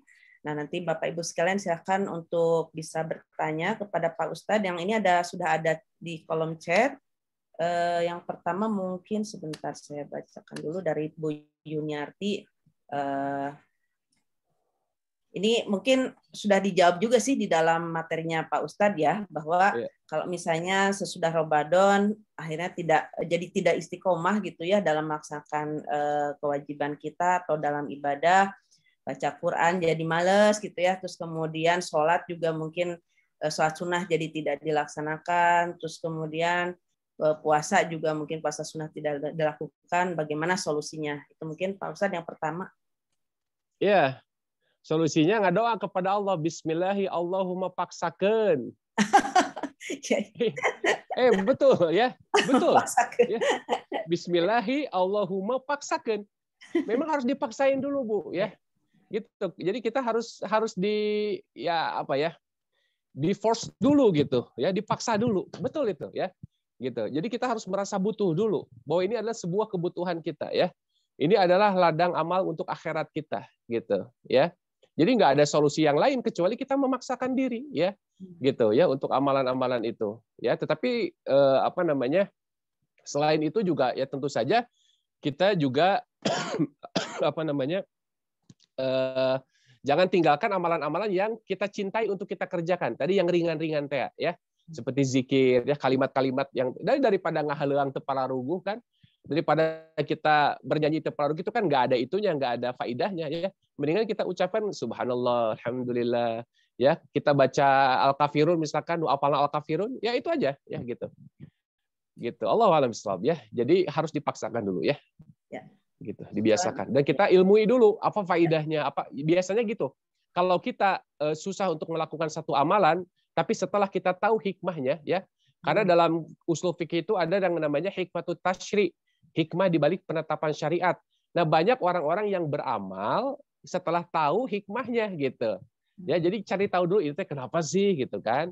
Ya itu kan level keimanan orang berbeda-beda. Kalau orang terdahulu kan begitu dapat perintah, dapat contoh langsung dikerjakan kan gitu. Kalau dulu Nabi SAW kan di zaman dulu itu mereka sholat pakai sendal ya. Begitu Nabi sholat pakai sendal, pas di rakaat kedua Nabi melepas sendalnya, para sahabat juga ikut melepas sendalnya kan gitu. Itu saking taatnya kepada Nabi ya, nggak banyak tanya dulu kalau sahabat. Makanya penting. Kenapa kita harus membaca sirah para sahabat ya? Kenapa? Karena biar menjadi warna sikap kita gitu loh ya. Penting tuh ya kita membaca sirah para sahabat gitu. Jangan baca nutup para ruguh gitu ya. Coba baca sirah sahabat. Karena akan mewarnai kita insya Allah ya. Ya. Jadi sebetulnya itu yang penting itu kita juga mempelajari sirah-sirahnya sahabat itu ya Pak Ustadz ya. Betul. Iya. Oke, ya mungkin nuhun untuk pertanyaan pertama. Yang berikutnya dari Kang Dea. Bismillah Ustadz, bagaimana hukumnya menggabungkan niat membayar hutang saum di bulan Ramadan dengan melaksanakan saum sunnah? Jadi maksudnya bisa digabungkan atau tidak ya? Ya. Pertama, dalam hukum fikih yang bisa digabungkan itu kalau levelnya setara, ya, sejajar. Seperti misalkan sunnah dengan sunnah boleh digabungkan tuh, ya. Tapi kalau sunnah dengan wajib tidak tidak bisa, ya. Sunnah dengan wajib nggak bisa. Jadi nggak boleh, ya, menggabungkan saum saum qadha ya dengan saum sunnah, itu nggak bisa. Tetapi kalau saum Syawal kemudian diniatkan berbarengan dengan saum Senin Kemis itu boleh, ya. Kita akan dapat 2 pahala dari situ, gitu. Jadi kalau misalkan kita ingin saum Syawal kemudian bertepatan dengan saum Senin, kita niatkan dua-duanya, boleh, ya, karena itu satu level, sama-sama sunnah. Sama seperti dalam sholat ini tahiyatul masjid dengan sholat qobliyah, boleh nggak dua niatkan? Boleh, ya. Tapi kalau kalau saum qadha sekalian saum Syawal itu tidak boleh, ya, tidak boleh. Allahu a'lam bishawab. Syukran Ustaz. Jadi kalau yang perempuan mungkin bisa mendahulukan saum Syawalnya ya Ustaz ya, karena tadi ada dari Aisyah itu kan contohnya membayar di bulan Saban ya. Betul, ya, betul, ya. Boleh, tidak menjadi apa ya? Tidak dianggap mafdul, ya. Mafdul itu tidak dianggap tidak afdol gitu, ya. Bagi orang-orang atau bagi perempuan yang mendahulukan saum Syawal kemudian baru nanti wajibnya, ya. Tetapi tetap kewajiban itu harus disegerakan, ya. Artinya jangan setelah Syawal ya jangan ditunda dulu, ya. Kalau sudah selesai Syawalnya ya langsung aja kerjain gitu, jangan nunggu Sya'ban gitu loh, ya. Kalau bisa mah gitu. Oke, mungkin pertanyaan berikutnya, Ustaz, kalau lagi malas saya suka doa la haula wala quwata illa billah. Betul nggak Ustaz? Atau ada doa lain untuk memohon pertolongan Allah? Betul itu, ya. Betul, ya, boleh, ya. Jadi kan itu termasuk doa yang mutlak, doa yang umum boleh dibaca, ya. Jadi la haula wala quwata illa billah itu secara makna begini, ya. La haula, tidak ada kekuatan untuk apa? Untuk melakukan kebaikan. Ya, jadi haula itu kekuatan untuk melakukan kebaikan, wala quwata itu tidak ada kekuatan untuk daf'ul mafasid, menolak keburukan. Itu maknanya begitu, la haula wala quwata billah itu, ya. Jadi kalau kita malas, ya, cocok kalau kita baca doa itu. La haula wala quwata illa billah, tidak ada kekuatan untuk melakukan kebaikan dan tidak ada kekuatan untuk menolak keburukan. Apa keburukannya? Malas gitu, ya. Apa kebaikannya? Ya mudah-mudahan kita diberi kekuatan untuk bangun, ya, sholat 2 rakaat misalkan. Boleh, insya Allah boleh, ya. Oke, ya.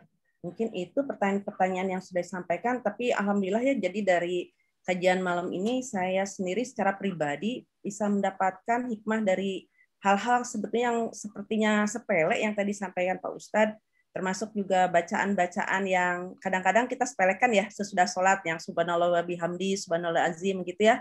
Terus kemudian ayat kursi yang juga sebetulnya kita harus baca terus setiap habis sholat. Alhamdulillah Ustadz, jazakallah khair, mudah-mudahan pada malam ini Bapak Ibu sekalian juga bisa mendapatkan hikmah yang luar biasa ya, yang bisa kita dawamkan sesudah lepas dari bulan Ramadan ini. Amin, amin. Mangga sebelum kita tutup dengan doa, mungkin ada penutup dulu dari Pak Rustam, nanti kita tutup dengan doa. Mangga Pak Rustam. Assalamualaikum warahmatullahi wabarakatuh. Waalaikumsalam warahmatullahi wabarakatuh. Alhamdulillah wa syukurillah wassalatu wassalamu ala Rasulillah sallallahu alaihi wasallam. Bapak dan Ibu sekalian, hari ini atau malam ini adalah sesi terakhir dari kajian malam Lailatul Qadar, satu program yang diinisiasi atas inisiatif dari alumni haji tahun 2015. Kemudian panitianya dibantu oleh teman-teman dari Halifah Tur. Alhamdulillah sudah kita lalui, dan hari ini hari ke-29 di bulan Ramadan tahun 1442 Hijriah. Terima kasih untuk teman-teman alumni haji 2015, Bu Ande, Bu Dr. Dewi, ketuanya Pak Kuku, kemudian Mbak Yuli, Mas Yoga, yang walaupun dalam kondisi sakit masih tetap bersemangat membantu acara ini terselenggara. Dan tentu saja tidak lupa saya ucapkan terima kasih untuk para asatid, Ustadz Dedi, kemudian Ustadz Roni, dan Ustadz Gun-Gun yang walaupun dalam keadaan sakit, alhamdulillah, Masya Allah, masih memberikan kontribusi yang luar biasa kepada kami yang senantiasa butuh taklif seperti ini. Ya. Bapak dan Ibu sekalian, hari ini adalah sudah sampai pada penghujung Ramadan 1442. Mudah-mudahan ini bukan Ramadan terakhir buat kita. Ya. Kalau seandainya Allah berkehendak bahwa beberapa di antara kita ini adalah Ramadan terakhir, semoga Allah mengganti dengan surga. Amin. Dan kita juga berdoa semoga kalau ini harus terakhir, Ramadan dengan pandemi, kita berdoa semoga Ramadan kali ini adalah Ramadan pandemi terakhir. Sehingga tahun depan, insya Allah kita akan bertemu kembali dengan Ramadan, kalau Allah mengizinkan, dengan Ramadan yang lebih baik, seperti halnya Ramadan sebelum pandemi ini ada. Ya. Dan kita doa bersama juga, tolong Pak Ustadz nanti berdoa agar kita segera terbebas dari ujian yang maha berat ini bagi kita sekalian. Ini juga ada kabar gembira bahwa hari ini Kementerian Haji Arab Saudi mengeluarkan keputusan bahwa tahun ini akan ada haji dalam negeri maupun dari luar negeri. Namun term and condition-nya belum tahu. Yang pasti sudah pasti harus prokes, ya, protokol kesehatan. Batasan usia masih belum dikeluarkan, apakah tetap 18 sampai 60. Kalau itu yang terjadi, maka saya harus digantikan oleh anak saya nanti Ustadz, ya. Kemudian juga soal karantina dan sebagainya. Soal aturannya, juknisnya belum keluar. Mohon doa dari Bapak dan Ibu sekalian agar haji dan umroh bisa kembali dilaksanakan sesegera mungkin. Saya kira itu. Sekali lagi terima kasih kepada teman-teman sekalian, Kang Dea, Kang Mo, ya. Ustadz nuhun pisan, ya. Semoga cepat sembuh, Ustadz. Amin, ya. amin, insyaallah, amin. Sudah lama tidak ketemu secara luring, daring terus, ya. Daring terus, ya. Daring terus. Dan melalui malam ini juga atas nama Khalifah Tur dan teman-teman sekalian, saya mengucapkan selamat Idul Fitri. Taqabbalallahu minna wa minkum, siyamana wa siyamakum. Mohon maaf lahir dan batin, minal aidin wal faidin, walaupun yang terakhir bukan tradisi Rasulullah, tapi saya kira baik-baik saja kalau kita ucapkan. Ya. Sekali lagi terima kasih. Wabillahi taufiq wal hidayah. Wassalamualaikum warahmatullahi wabarakatuh. Waalaikumsalam. Waalaikumsalam warahmatullahi wabarakatuh. Hatur nuhun Pak Rustam. Penutupannya kita akan tutup dengan doa dari Pak Ustadz Gun-Gun. Mangga Pak Ustadz. Ya, insya Allah kita akan akhiri, ya, perjumpaan kita dengan bermunajat kepada Allah. Mudah-mudahan doa kita dengan amin Bapak Ibu semuanya dikabulkan untuk kebaikan kita semua. Amin ya Allah ya Rabbal Alamin. Allahumma sholli wa sallim wa barik ala hadan nabiyil karim wa ala alihi wa sahbihi ajma'in. Amin.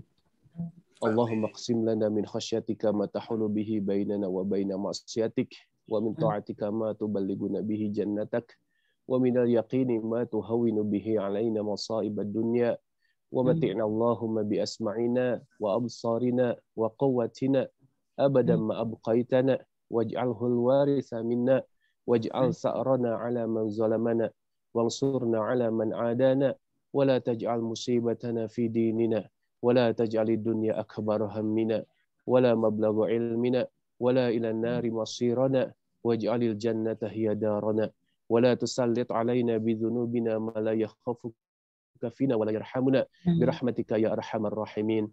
Allahumma aslih lana dinana alladhi huwa ismatu amrina wa aslih lana dunyana allati fiha ma'ashuna وأصلح لنا آخرتنا التي إليها معادنا واجعل الحياة زيادة لنا في كل خير واجعل الموت راحة لنا من كل شر اللهم إنا نسألك موجبات رحمتك وعزائم مغفرتك والغنيمة من كل بر والسلامة من كل إثم والفوز بالجنة والنجاة من النار يا عزيز يا غفار. اللهم آت نفوسنا تقواها وزكها أنت خير من زكاها أنت وليها ومولاها برحمتك يا أرحم الراحمين. اللهم اغفر لنا وارحمنا واعتق رقابنا من النار. اللهم اغفر لنا وارحمنا واعتق رقابنا من النار.